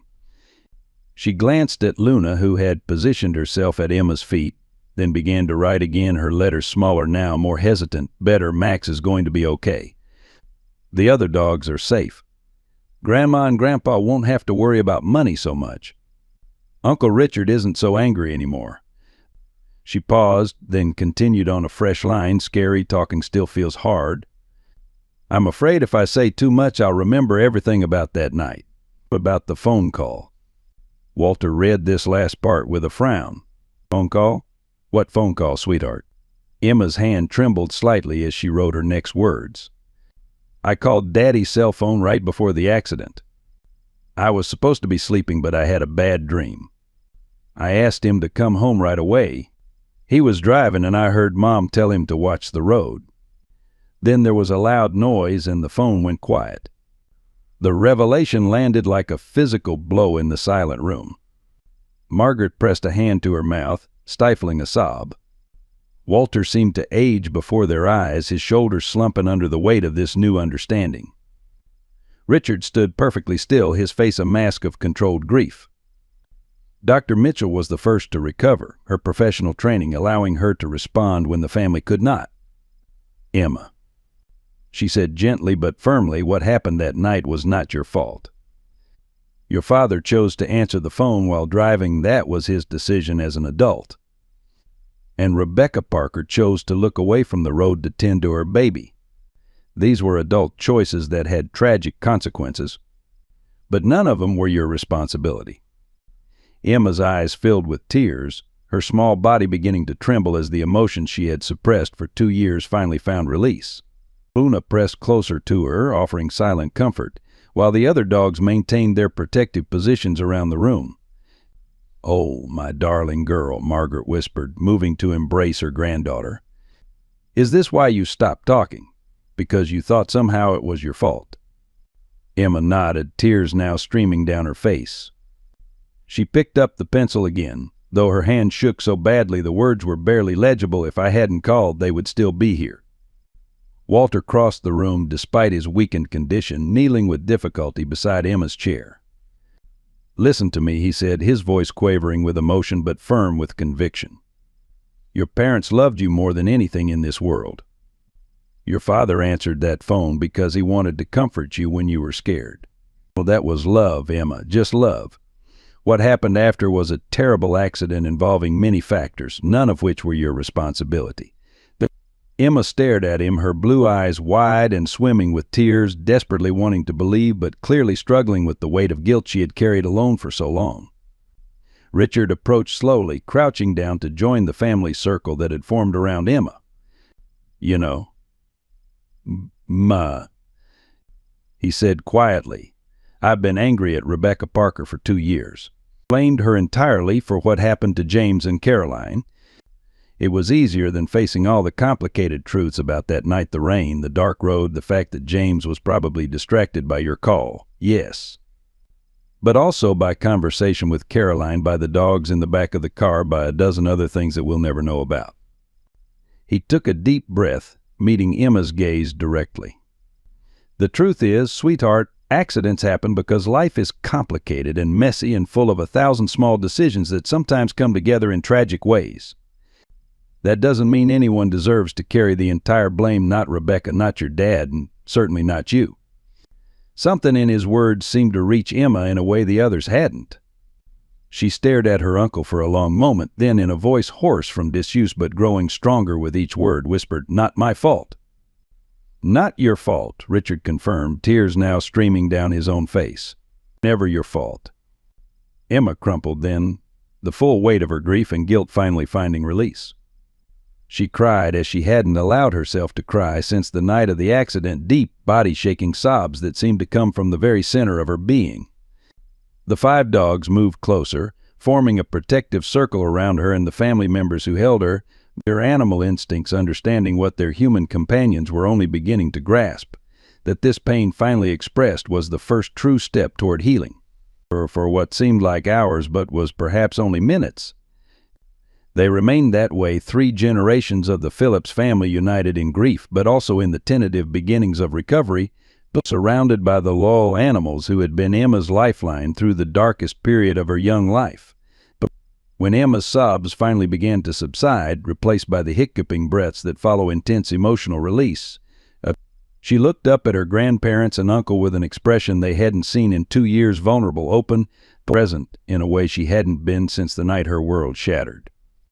"I miss them," she said, the words coming easier now, though still rough from disuse. "Every day."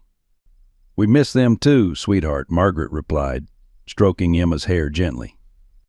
"And we will always miss them. But they would be so proud of you, of your strength, your courage, and especially of the way you've cared for their dogs." Emma's gaze moved to the animals still surrounding her protectively. "They taught me everything," she said simply.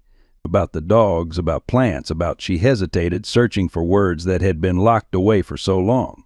"Or about love." "About love." Dr. Mitchell, who had maintained a respectful distance during this family moment, now offered a gentle suggestion. "Emma, you've carried a very heavy burden alone for a long time. Would it help to talk about that night? To tell us what you remember, what you've been holding inside?" Emma considered this, her expression thoughtful rather than shuddered for the first time in their sessions together.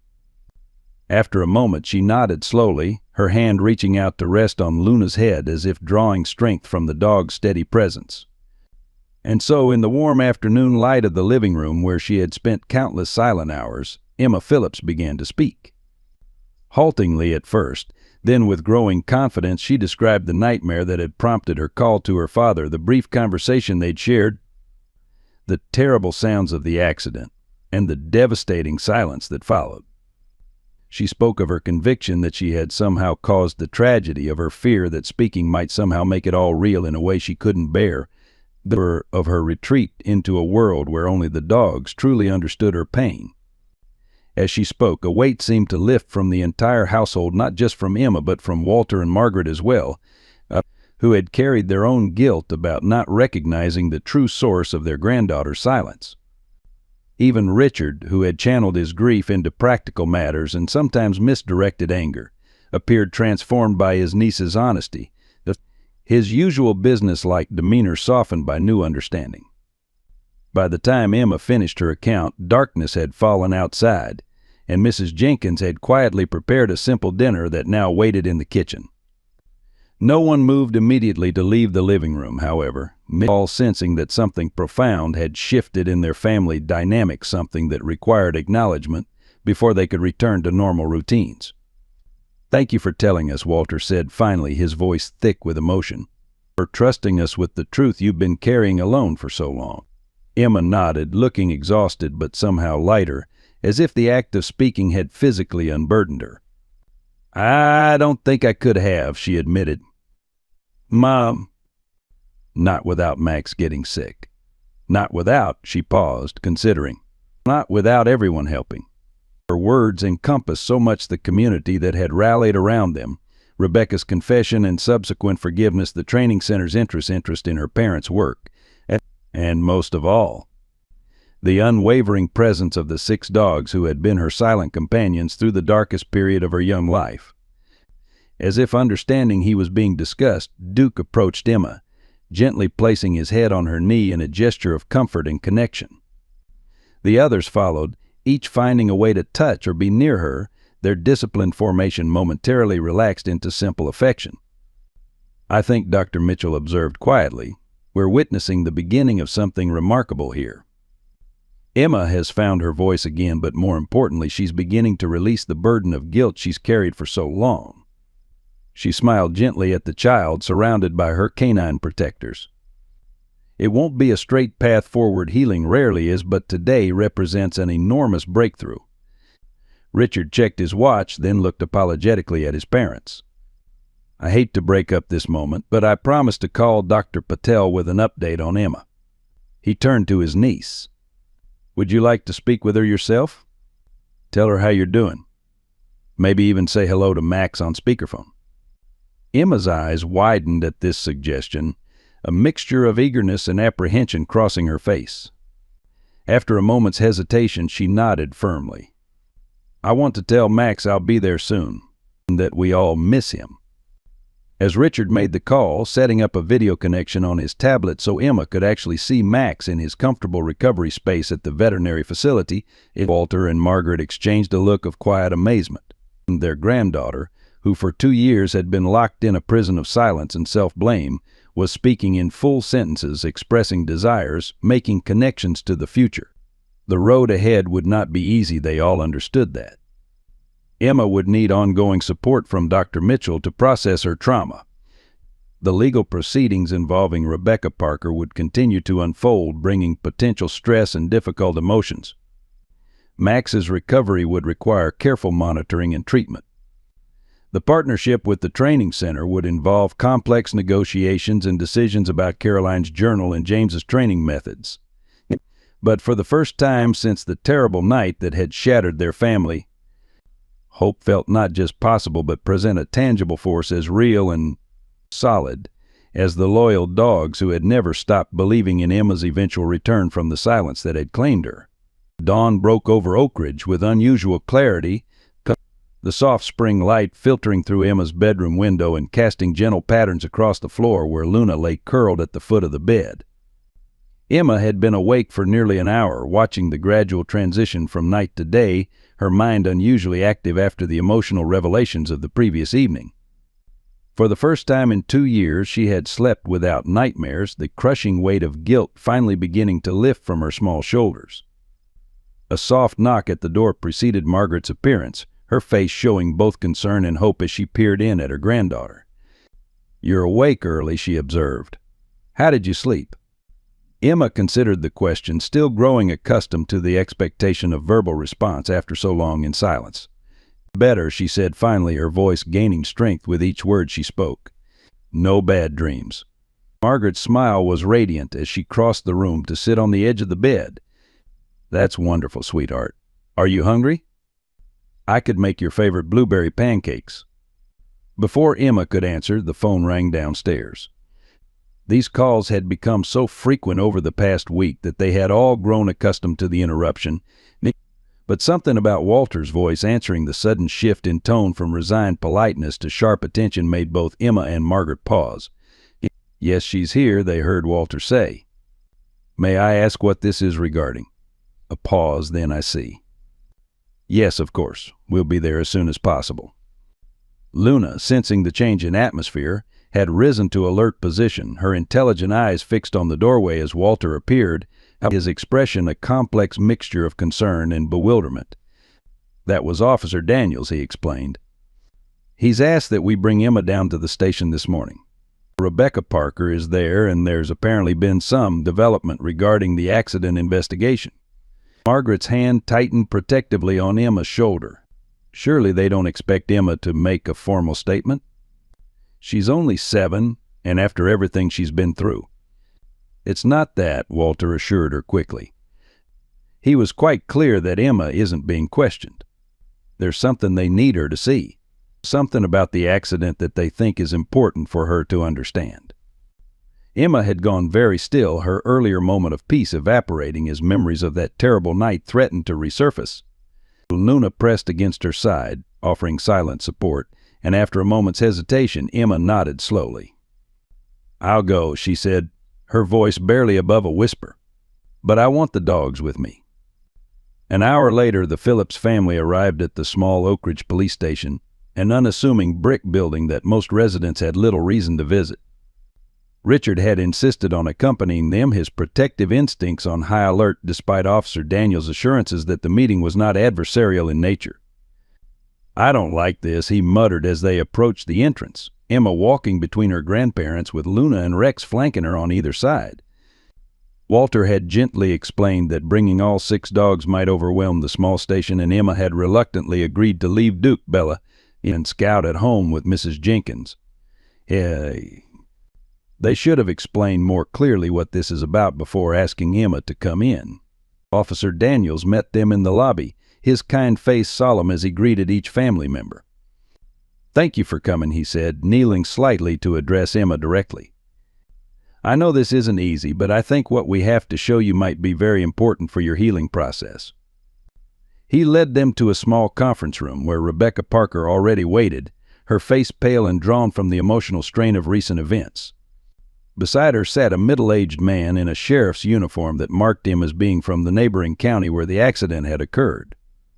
"This is Sheriff Wilson," Officer Daniels explained. "He led the investigation into your parents' accident 2 years ago. In light of Mrs. Parker's recent confession, his department reopened the case and discovered some new information." Emma instinctively moved closer to Luna, drawing strength from the dog's solid presence as she faced the woman whose actions had changed her life forever. Rebecca met her gaze with evident remorse, but also a strange determination, as if resolved to see something difficult through to its conclusion. "Hello, Emma," she said softly. "Thank you for coming. I know this must be hard for you." Sheriff Wilson cleared his throat gently, waiting until everyone had taken seats around the conference table before speaking. "When Mrs. Parker came forward with her confession about the accident, we naturally reviewed all our original findings." He began, his deep voice carrying the weight of professional authority tempered with compassion. "In doing so, we discovered something that had been overlooked during the initial investigation." He opened a folder on the table, revealing what appeared to be technical reports and photographs. The phone records from that night were never fully analyzed because we had no reason to suspect another vehicle was involved. "We were working under the assumption that your father lost control of the car for unknown reasons." Emma's breath caught in her throat, her hand automatically reaching for Margaret's as the sheriff continued. "What we now know is that while your father did receive a call from your home phone at 9:17 p.m., that call ended at 9:19 p.m., approximately 4 minutes before the estimated time of the accident based on the 911 call that reported it." Richard leaned forward, his brow furrowed in concentration. "Are you saying my brother wasn't on the phone when the crash occurred?" "That's exactly what I'm saying," Sheriff Wilson confirmed. "Furthermore, we've analyzed the vehicle's computer system, which survived the crash intact. The car's hands-free system shows that the call was properly terminated and not active at the time of impact." The implications of this information hung heavy in the air. Emma sat perfectly still, processing what she was hearing with an intensity that belied her 7 years. Luna and Rex remained alert at her side, sensing her emotional turmoil even as she maintained outward composure. "There's more," Rebecca said, her voice wavering slightly. "When I gave my statement about looking away from the road to tend to Lily, the investigators asked for a precise timeline. I couldn't remember exactly how long I was distracted, so they suggested reconstructing the scene." She swallowed hard, visibly struggling with her next words. "During that process, they discovered something about the road conditions that night." Sheriff Wilson nodded, taking up the explanation. The section of Highway 23 where the accident occurred had been repaved 3 weeks earlier. What wasn't properly documented was that the shoulder area had not been completed to regulation standards. There was a significant drop-off that wouldn't have been visible at night, especially in rainy conditions. He pulled out several photographs showing the road edge, indicating a sharp, unmarked decline where there should have been a gradual slope. When Mrs. Parker's vehicle crossed briefly into the oncoming lane, your father took what would normally have been the correct evasive action, steering toward the shoulder. But the substandard road condition essentially created a trap that sent the vehicle into the ravine. Walter's face had gone ashen. "Are you saying the county road department bears responsibility for this accident?" "Partial responsibility," Sheriff Wilson clarified. "The updated accident reconstruction indicates multiple contributing factors: Mrs. Parker's momentary inattention, poor visibility due to rain, inadequate roadway lighting, and the dangerous road shoulder condition. The report has been forwarded to the district attorney's office for review of all potential charges, including potential negligence by the county." Emma had not spoken since entering the room, but her eyes had never left Sheriff Wilson's face as he explained these new findings. Now, finally, she broke her silence with a question that cut to the heart of what she needed to know. "So it wasn't because of my phone call?" The room fell silent, the adult suddenly reminded with painful clarity of the burden this child had been carrying. Sheriff Wilson put down his papers and leaned forward, addressing Emma with direct honesty. "No, Emma. It was not because of your phone call. The evidence is very clear on this point. Your father had properly ended the call and was driving with both hands on the wheel when he encountered Mrs. Parker's vehicle and the dangerous road condition. What happened was a tragic accident with multiple causes, none of which were your responsibility." Something shifted in Emma's expression, then a subtle but profound change that everyone present could sense. The last threads of the guilt that had bound her for 2 years seemed to dissolve, replaced by the beginning glimmers of acceptance.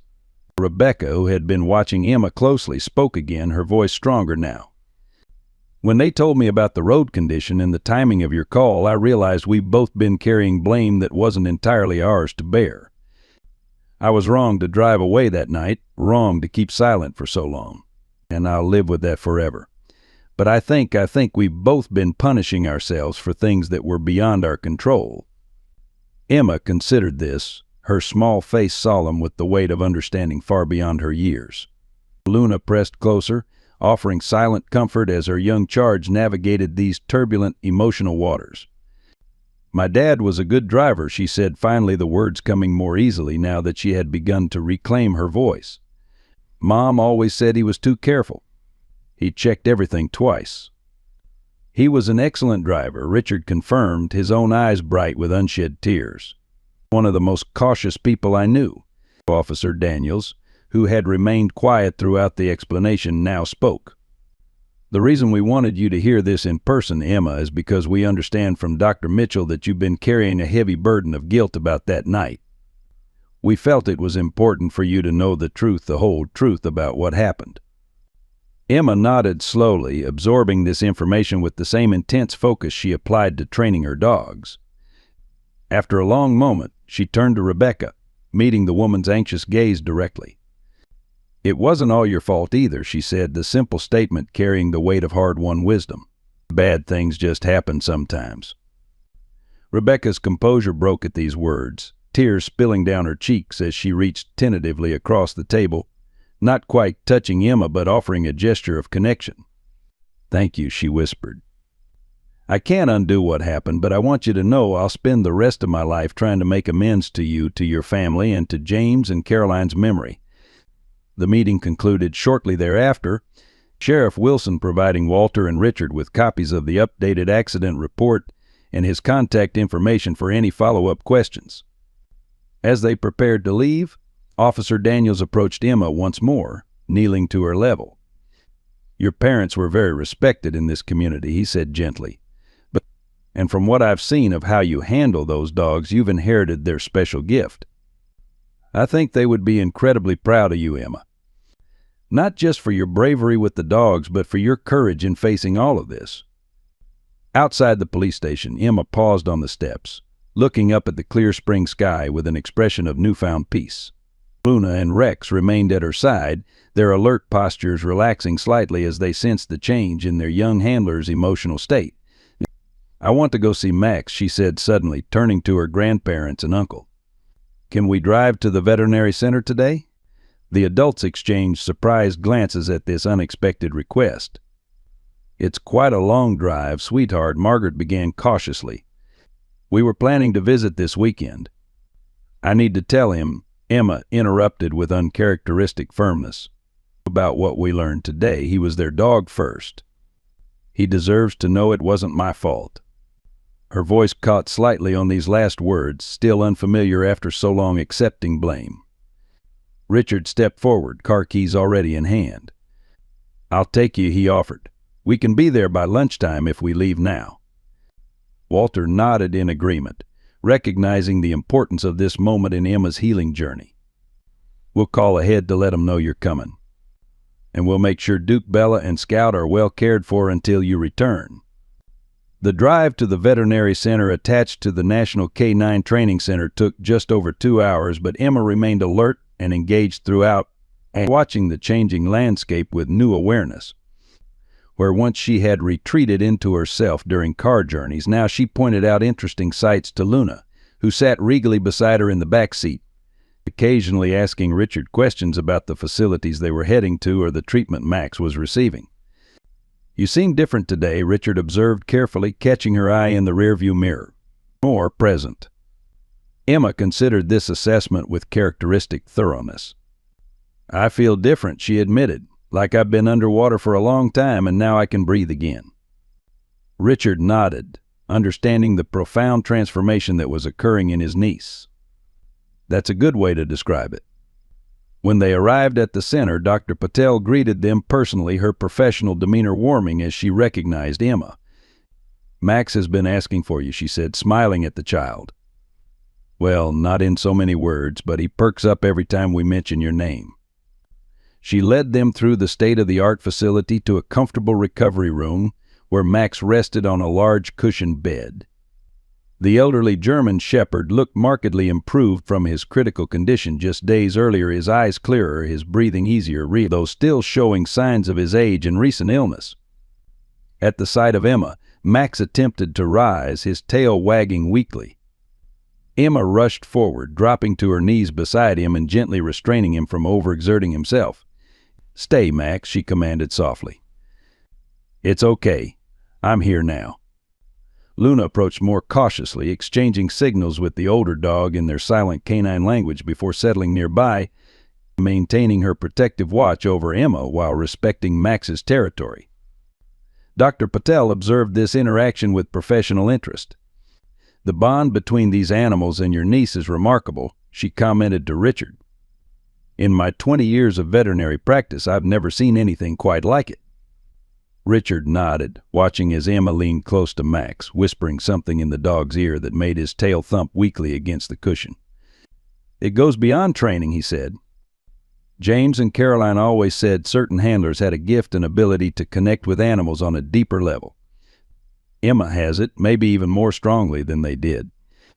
That's why the center is so interested in your family's methods," Dr. Patel confirmed.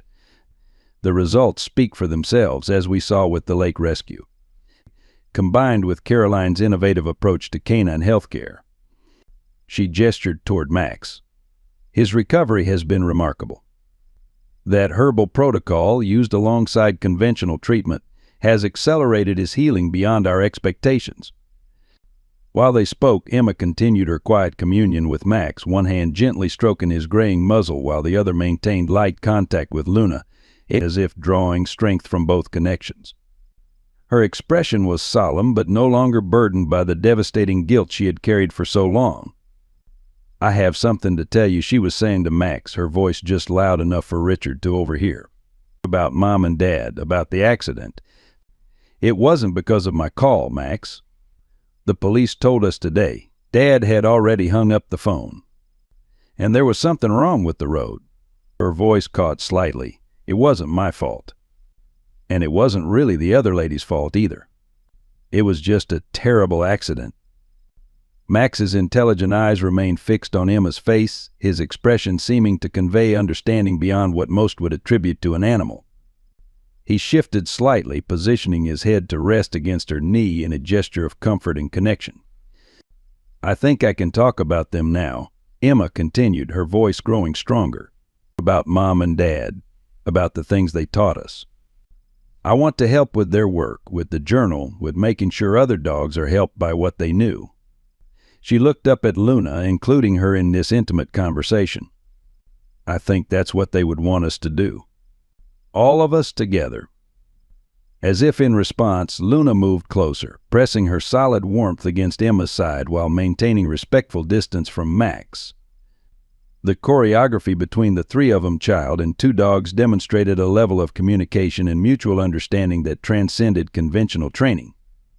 Dr. Patel, who had been observing quietly, stepped forward. Emma, I wonder if you might be willing to show me some of the hand signals you use with Luna. The ones you used during the rescue at the lake? Our trainers are very interested in your nonverbal communication methods. Emma considered this request carefully, her natural caution still present despite her emerging from her shell. After a moment, she nodded. I can show you the basic ones. The emergency signals are special. Dad said they were only for life or death. Of course, Dr. Patel agreed immediately. Only what you're comfortable sharing. For the next hour, Emma demonstrated a series of subtle hand movements, explaining how each translated to specific actions from the dogs. Luna responded flawlessly to every signal, while Max watched attentively from his bed, occasionally offering a soft woof of what seemed like approval when Emma executed a particularly complex sequence. Extraordinary, murmured Dr. Patel, who had been taking notes. The precision, the subtlety, most handlers need much more dramatic gestures to command attention, but your dogs respond to movements so slight they're almost imperceptible. Dad said dogs see differently than we do, Emma explained, her voice growing more confident as she spoke about her parents' methods. They notice tiny things we miss. Mom figured out you don't need big movements if the dogs are really paying attention. And our dogs always pay attention. Richard, watching from the doorway, felt a complex mixture of pride and sorrow. Pride in his niece's evident expertise and emerging confidence, but sorrow that James and Caroline weren't here to witness their daughter carrying forward their legacy. Yet there was comfort, too, in seeing how their work lived on through Emma, how the connection they had fostered between humans and animals continued to grow and evolve. As the demonstration concluded, Dr. Patel excused herself to attend to other patients, promising to return before they left. Emma resumed her position beside Max, one hand resting gently on his side as if monitoring his breathing, the other absently stroking Luna's ear. Uncle Richard, she said suddenly, looking up with unusual directness, I think I'm ready to talk about Mom and Dad's work with the training center, about using their methods to help other dogs. Richard moved further into the room, taking a seat on the small bench opposite Max's bed. Are you sure, Emma? There's no rush to make these decisions. She nodded with surprising certainty. The dogs need their work to continue. And she hesitated, searching for words to express her complex emotions.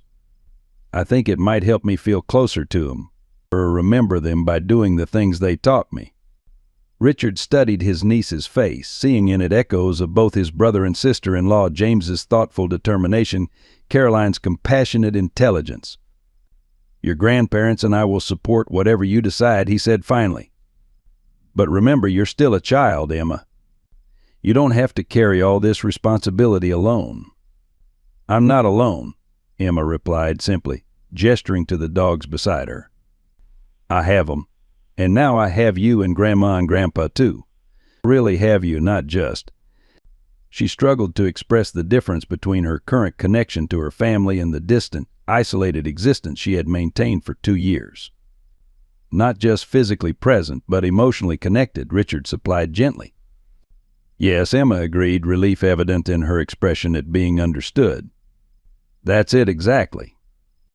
Their conversation was interrupted by the return of Dr. Patel, accompanied by an older gentleman in a tailored suit, whom Richard recognized as the senior representative from the training center. Mr. Harrison has stopped by to check on Max's progress, Dr. Patel explained. He's also very interested in meeting Emma properly, now that she's communicating more freely. Mr. Harrison approached with respectful caution, clearly aware of Emma's history and the delicate nature of her recent emotional breakthrough. "Hello, Emma," he said, maintaining a comfortable distance. "I've heard remarkable things about your work with these extraordinary dogs." Emma regarded him with characteristic intensity, assessing his intentions with the same focus she applied to all new encounters. Luna shifted slightly, positioning herself more protectively beside her young handler without displaying any aggression, a subtle signal that did not go unnoticed by the experienced dog trainer. "She's protecting you," Mr. Harrison observed with professional appreciation. "Not from physical threat, but from emotional pressure. That level of intuitive response is exceptional."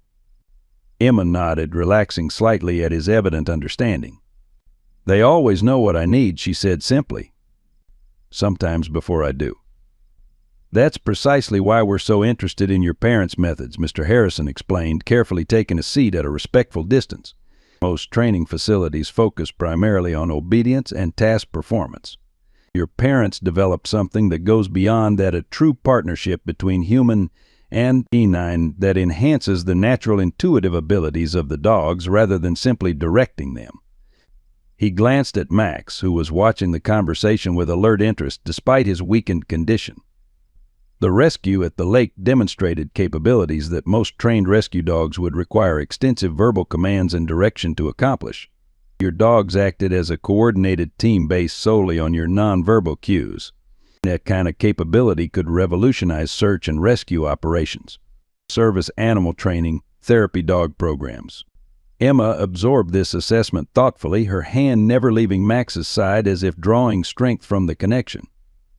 After a moment's consideration, she spoke with surprising clarity.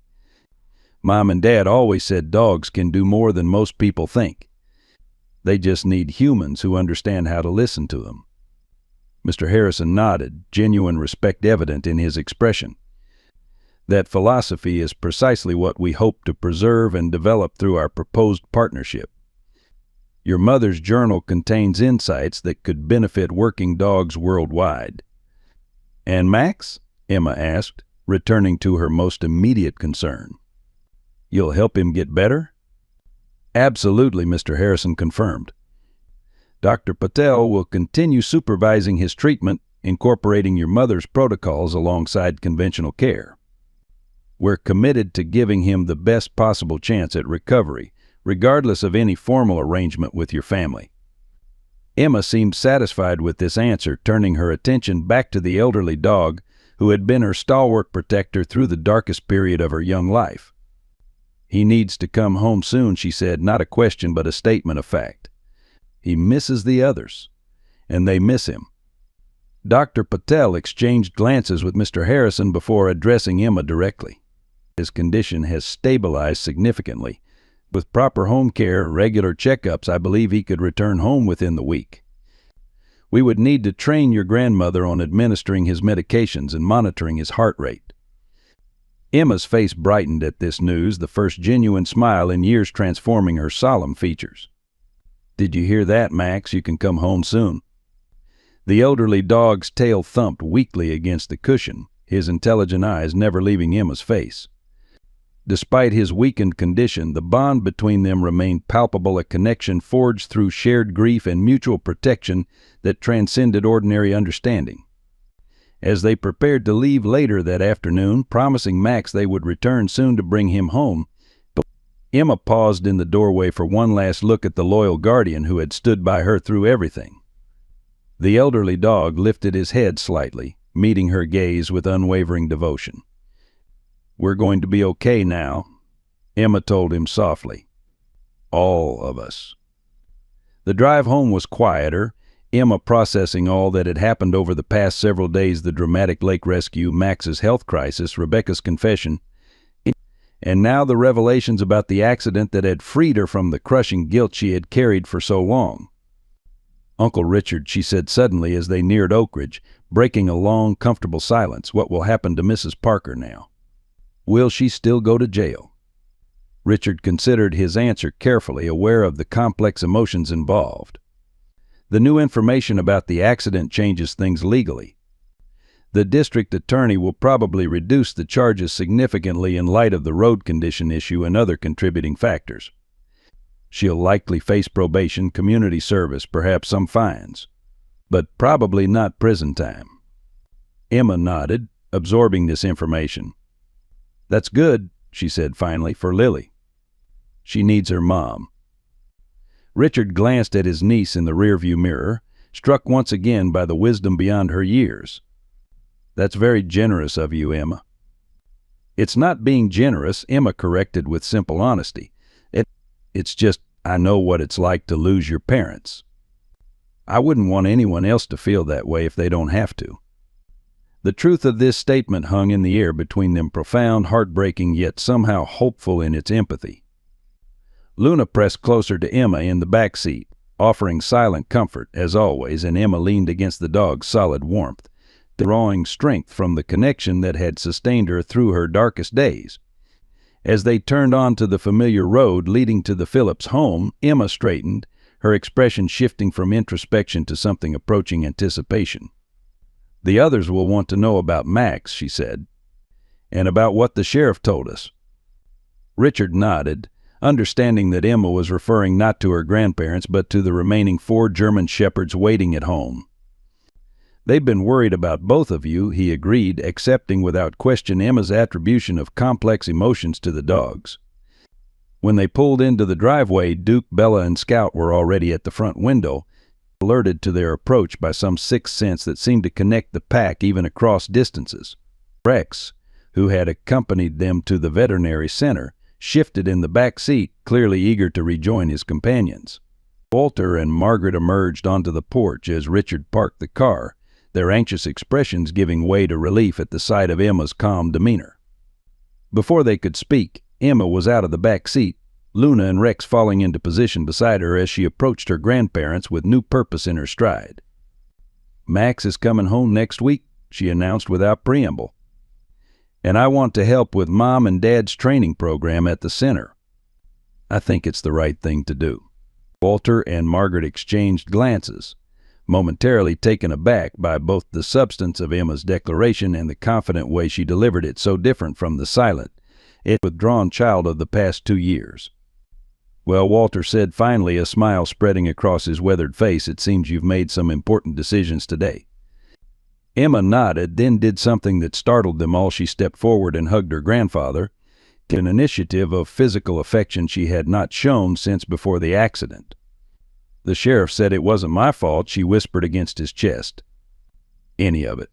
Walter's arms tightened around his granddaughter, his eyes meeting Margaret's over Emma's head, both of them understanding the monumental significance of this moment. No, sweetheart, he confirmed, his voice rough with emotion. It never was. As the family moved inside, the dogs arranging themselves in their customary positions throughout the living room, there was a palpable sense of a corner being turned not just for Emma but for all of them. The weight of unspoken guilt, misplaced blame, and suppressed grief had begun to lift, replaced by something fragile but growing stronger with each passing day, hope. The path forward would not be without challenges. Max's recovery would require careful monitoring and ongoing treatment. The partnership with the training center would involve complex negotiations and decisions. Emma's emotional healing had only just begun, with many difficult conversations and therapy sessions yet to come. But as Emma sat in the living room that evening, surrounded by her loyal guardians and the family who had never stopped loving her even through her deepest withdrawal, one truth had become undeniably clear. The silence that had held her captive for 2 long years had finally been broken. Not just by the return of her voice, but by the shattering of the guilt that had imprisoned her young spirit. And in that breaking, something new and unexpected had emerged, a chance for healing, for growth, for carrying forward the legacy of love and understanding that James and Caroline Phillips had embedded in their work, their dogs, and most powerfully in their daughter. 6 months later, the Phillips Colonial looked transformed. The fresh white paint gleamed in the autumn sunshine, new shutters in a deep forest green framed the windows, and the once overgrown garden had been restored to its former glory, with neat beds of medicinal herbs carefully tended and labeled. The large yard, now properly fenced, provided ample space for 6 German shepherds to train, play, and patrol their territory with the disciplined vigilance that had become their hallmark. Inside, the house felt lighter somehow. The heavy curtains replaced with gauzy panels that allowed sunlight to stream through windows that were now regularly open to the fresh air. Photographs of James and Caroline Phillips, once painfully tucked away in albums, had reappeared on walls and mantels, their smiling faces now bringing comfort rather than unbearable grief to those who viewed them. On this particular Saturday morning, the kitchen bustled with activity. Margaret moved between stove and counter, preparing a substantial breakfast while Walter sat at the table reviewing paperwork from the National K9 Training Center, his reading glasses perched on the end of his nose. His color was better these days. The strain that had marked his features during the family's financial struggles notably diminished, though he still took daily medication for his heart condition.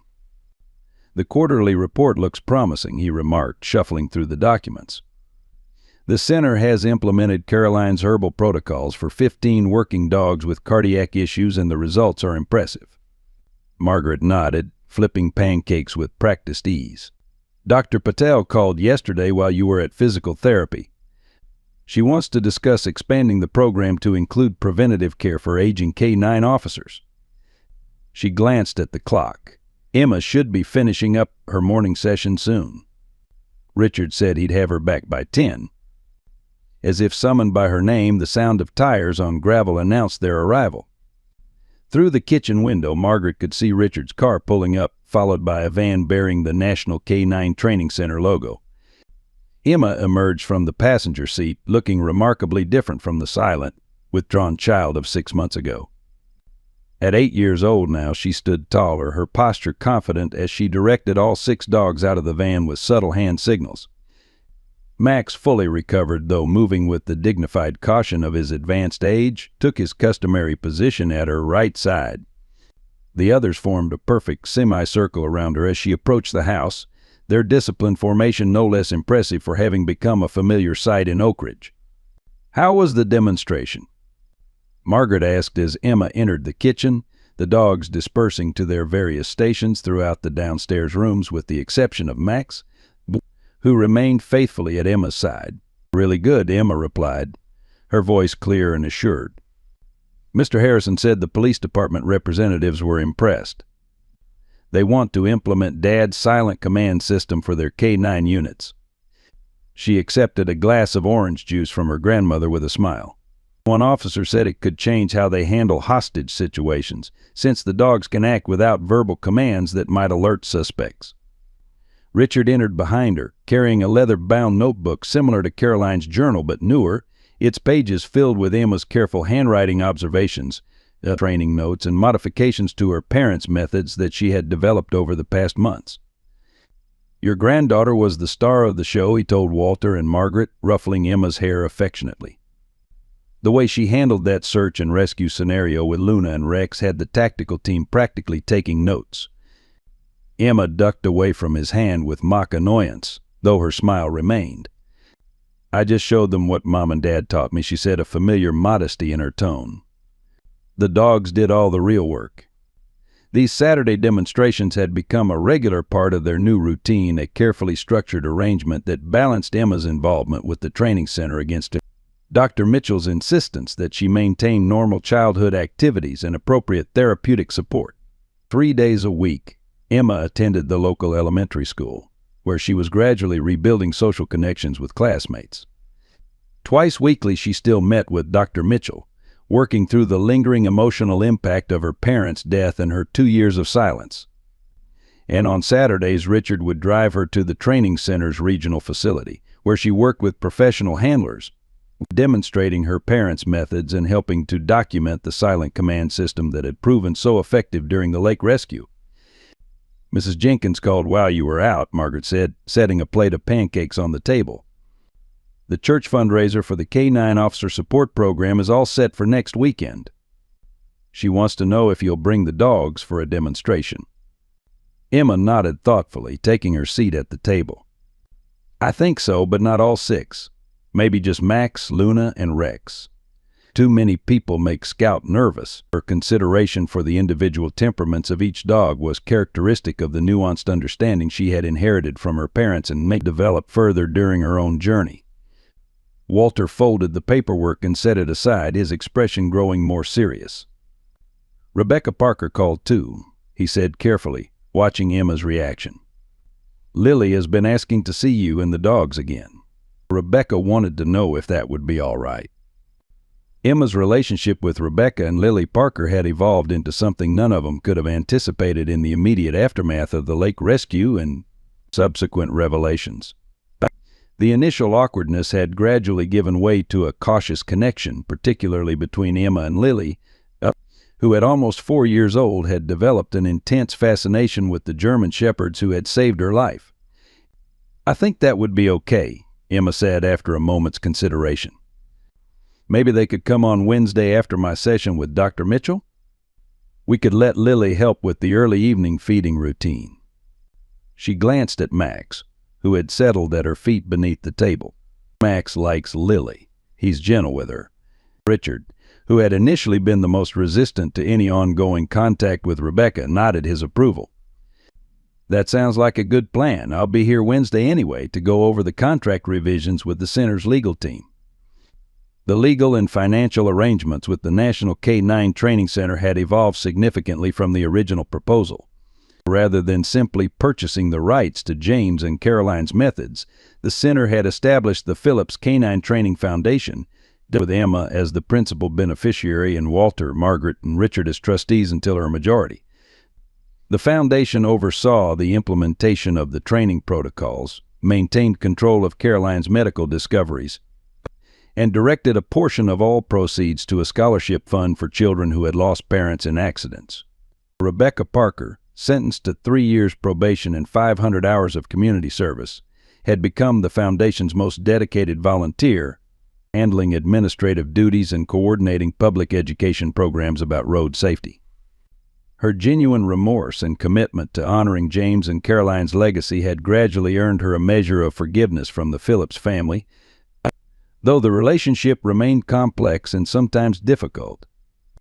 After breakfast, Emma excused herself to oversee the dog's exercise routine in the backyard, a daily regimen that maintained their peak physical condition and reinforced the bond between handler and animals. Through the kitchen window, Margaret and Walter watched their granddaughter moving through the familiar patterns, her hands making the nearly imperceptible gestures that sent the dogs into coordinated action around the large yard.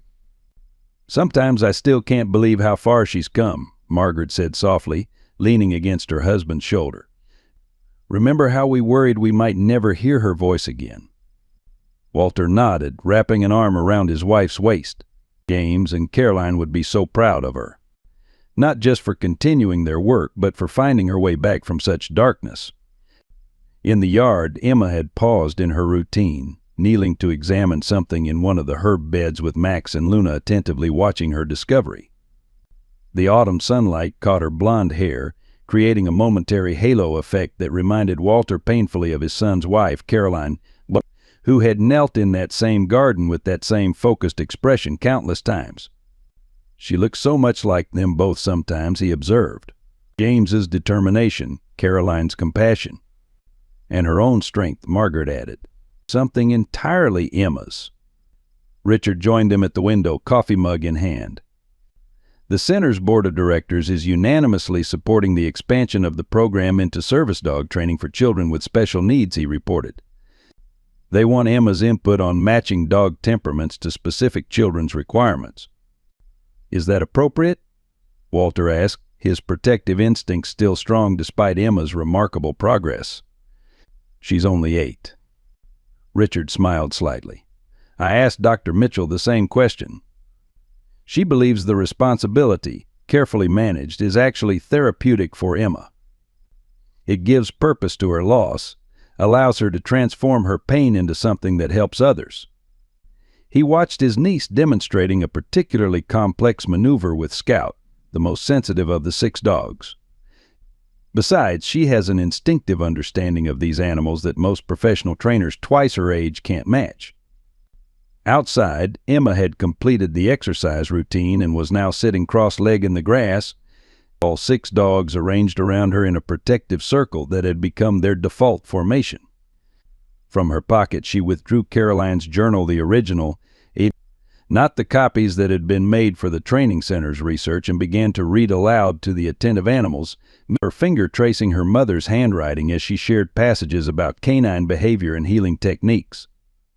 This private ritual, observed by her family with respectful distance, had become Emma's way of maintaining connection with her parents. Through their words, their work, and the dogs they had loved, she had found a path forward that honored their memory while allowing her own healing to progress. Later that afternoon, as the autumn light began to soften toward evening, a small silver sedan pulled into the Phillips driveway. Emma, who had been helping Walter organize training equipment in the garage, straightened at the sound of an unfamiliar vehicle. "Are we expecting anyone?" she asked, the dogs immediately shifting to alert posture at her change in demeanor. Walter shook his head, moving to the garage doorway with a slight frown. The car was unknown to him, its out-of-state license plate suggesting a visitor from beyond Oak Ridge's small community. A woman emerged from the driver's side, middle-aged, professionally dressed, with a leather portfolio clutched in one hand. She approached the house with purposeful strides, only to stop abruptly when she noticed Walter and Emma watching from the garage, 6 large German shepherds now forming their characteristic protective formation around the child. "Mr. Phillips," the woman called, maintaining a respectful distance. "I'm Catherine Brennan from Eastern Regional Publishing. I was hoping to speak with you about a potential book project." Walter's frown deepened. The family had refused numerous media requests over the past months, protective of Emma's privacy and healing process. "We're not interested in publicity, Ms. Brennan," he replied firmly. "As I'm sure you can understand, our family has been through enough." The woman nodded, seemingly prepared for this response. "I completely understand your concerns, Mr. Phillips. But what I'm proposing isn't a sensationalized account of recent events. I'm interested in your son and daughter-in-law's groundbreaking work with canine training and healthcare specifically, how their methods differ from conventional approaches and the results they've achieved." Emma, who had been listening intently, stepped forward slightly, though still within the protective circle of dogs. "You want to write about Mom and Dad's work?" she asked, genuine curiosity in her voice. "About their training methods?" Ms. Brennan's expression softened as she addressed Emma directly. "Yes, that's exactly right. Your parents developed techniques that, from what I've researched, represent a significant advancement in understanding canine cognition and human-animal communication. The applications for service animals, therapy dogs, search and rescue operations, the potential impact is enormous." She held up the portfolio she carried. "I've been following the preliminary reports from the Phillips Foundation's work with the National K9 Training Center. The results are remarkable. A comprehensive book documenting these methods could help working dog programs across the country implement your parents' innovations." Walter remained cautious, instinctively moving closer to Emma. "How did you learn about the Foundation's work?" "Most of those reports aren't publicly available yet. I specialize in books on animal behavior and training, Ms. Brennan explained. "I've published works with several leading canine researchers and veterinary specialists. Dr. Patel contacted me after seeing the results of your mother's herbal protocols on cardiac patients." She smiled slightly. She was quite insistent that this work deserves wider recognition. Emma looked up at her grandfather, then back at the publisher. With the subtle confidence she had been gradually reclaiming over the past months, she asked, would the book help other dogs and other handlers learn to understand them better? "That would be the primary goal, Ms. Brennan confirmed. "To share your parents' insights and methods with the wider community of professional dog handlers, veterinarians, and researchers." Walter could see the idea taking root in Emma's mind, the possibility of her parents' work reaching beyond the Foundation's current programs, influencing animal care and training on a broader scale. Before he could formulate a measured response, Margaret appeared at the front door, alerted by the unfamiliar voice. "Walter, is everything all right?" This is M.S. Brennan from Eastern Regional Publishing, Walter explained, gesturing toward their visitor. She's interested in publishing a book about James and Caroline's training methods. Margaret joined them in the driveway, her expression a mixture of surprise and cautious interest. I see. Perhaps we should continue this conversation inside?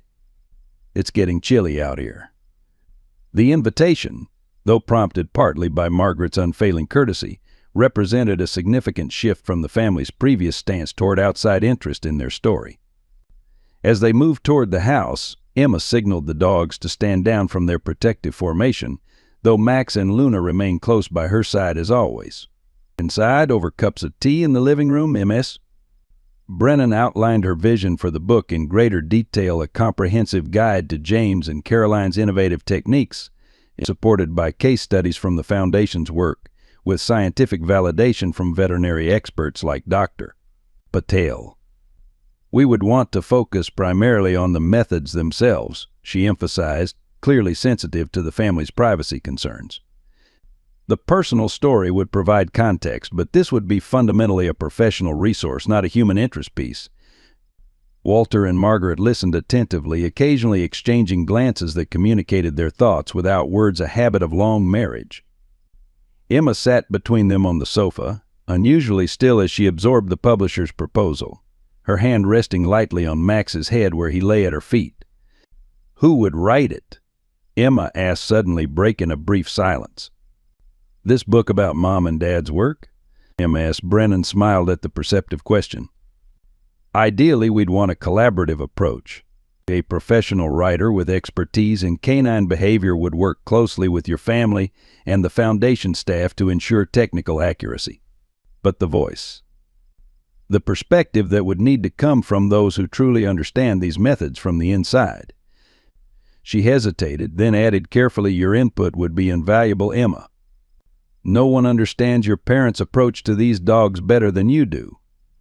The suggestion hung in the air, its implications significant for a child who was still navigating her return to normal life after profound trauma. Walter started to voice concerns about overwhelming Emma with such responsibility, but his granddaughter spoke before he could intervene. I could write about how they taught me, she said thoughtfully, about how the dogs understand things people don't always notice, about Mom's special medicines and Dad's silent commands. She looked up at her grandparents, a new light in her eyes. It could be a way to help people remember them by the good things they created, not just by how they died. Margaret reached for Emma's hand, deeply moved by her perspective. That's a beautiful way to think about it, sweetheart. Walter, though still protective, found himself reconsidering his initial resistance. We would need certain assurances, he told M.S. Brennan. Final approval of all content, limitations on publicity. Emma's school schedule and therapeutic needs would take priority over any work on the book. Of course, the publisher agreed readily. This would be a long-term project developed at a pace that works for your family, and all proceeds would go directly to the Foundation, supporting the continuation of James and Caroline's work.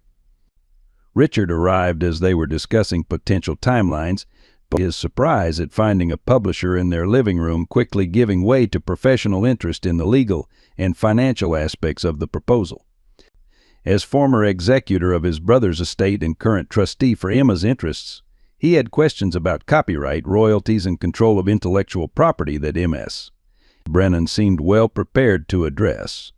Throughout the discussion, Emma remained unusually engaged, occasionally contributing observations or asking questions that demonstrated her growing confidence. The dogs, sensing her positive energy, had relaxed their vigilance, though they maintained their positions around the living room, a silent but watchful presence. When M.S. Brennan finally departed, leaving behind materials for the family to review, the Phillips household buzzed with a new energy, a sense of possibility that had been gradually returning to their lives over the past months, but now seemed to crystallize around this unexpected opportunity. A book, Margaret marveled, refreshing teacups in the kitchen afterward. James would be amazed. He was always so modest about his methods, even when other trainers asked for his advice. Caroline kept such detailed records, Walter added, rifling through the publisher's materials. She always said someday they'd organize it all properly, make it accessible to others in the field. They just ran out of time. Richard, ever practical, was reviewing the proposed contract terms with professional scrutiny. The offer is fair, he acknowledged. More than fair, actually. And with proper legal safeguards, we could ensure the foundation maintains control of how the methods are presented and implemented. Throughout this adult conversation, Emma had been unusually quiet, sitting at the kitchen table with her own thoughts, Max and Luna flanking her chair as always. When she finally spoke, her words carried a weight and clarity that reminded them all of how far she had come from the silent, traumatized child of 6 months ago. "I want to do it," she said simply. "I want to help write the book about Mom and Dad's work. Not just for other people to learn from, but for me too." She looked around at her family, her blue eyes clear and determined. "Dr. Mitchell says sometimes the best way to heal from losing someone is to find ways to keep their most important work alive. This feels like the right way to do that." Her decision, delivered with such quiet certainty, marked yet another step in Emma's remarkable journey from traumatized silence to purposeful engagement with her parents' legacy. Walter and Margaret exchanged glances over her head, their eyes communicating volumes about their pride in this resilient child who had found her way back from unimaginable loss. That evening, as dusk settled over Oak Ridge, Emma sat on the back porch steps with all 6 dogs arranged around her in their usual protective formation. The autumn air carried a hint of wood smoke from neighboring chimneys, and the first stars were becoming visible in the darkening sky. In her lap lay Caroline's journal, open to a page where her mother had sketched Max as a younger dog, notes about his temperament and training progress filling the margins. Emma traced the drawing with one finger, finding comfort as always in this tangible connection to her parents. "We're going to tell your story," she told the dogs softly. "Mom and Dad's story. How they learned to listen to you, to understand what you were trying to tell them. How they figured out medicines that could help dogs like Max when they get sick." She looked up at the gathering stars. "We're going to make sure people remember them for the good things they created, not just for how they were taken away." Max shifted closer, resting his graying muzzle on her knee as he had done countless times during the long months of her silence. Luna pressed against her side, offering steady support as always. The other dogs maintained their watchful positions, their loyalty unwavering as they had stood by her through the darkest period of her young life and now accompanied her into a future bright with new purpose. From the kitchen window, Walter and Margaret watched their granddaughter communing with the animals who had been her lifeline when words failed her. The sight brought tears to Margaret's eyes, not the bitter tears of grief that had become so familiar, but tears of gratitude for the healing they had witnessed and the strength Emma had found within herself. "She's going to be all right," Walter said softly, his arm around his wife's shoulders. "They all are." Indeed, as Emma sat surrounded by her faithful guardians, her face lifted to the evening sky where perhaps her parents somehow watched over her still. The transformation that had begun with 6 trained dogs surrounding a silent child had come full circle. The journey had been painful beyond imagining, marked by loss and guilt and the paralyzing silence of unprocessed grief. But through it all, through the darkest nights of her young life, Emma had never truly been alone. The dogs had stood by her, silent witnesses to her pain, unwavering in their devotion. And now, as she found her voice again and stepped forward to preserve her parents' legacy, they remained her constant companions, their presence a living reminder of the love that had shaped her and the purpose that would guide her forward. In the quiet of that autumn evening, as stars appeared one by one in the darkening sky, Emma Phillips closed her mother's journal and rose from the porch steps, turning toward the warmth of the house where her family waited.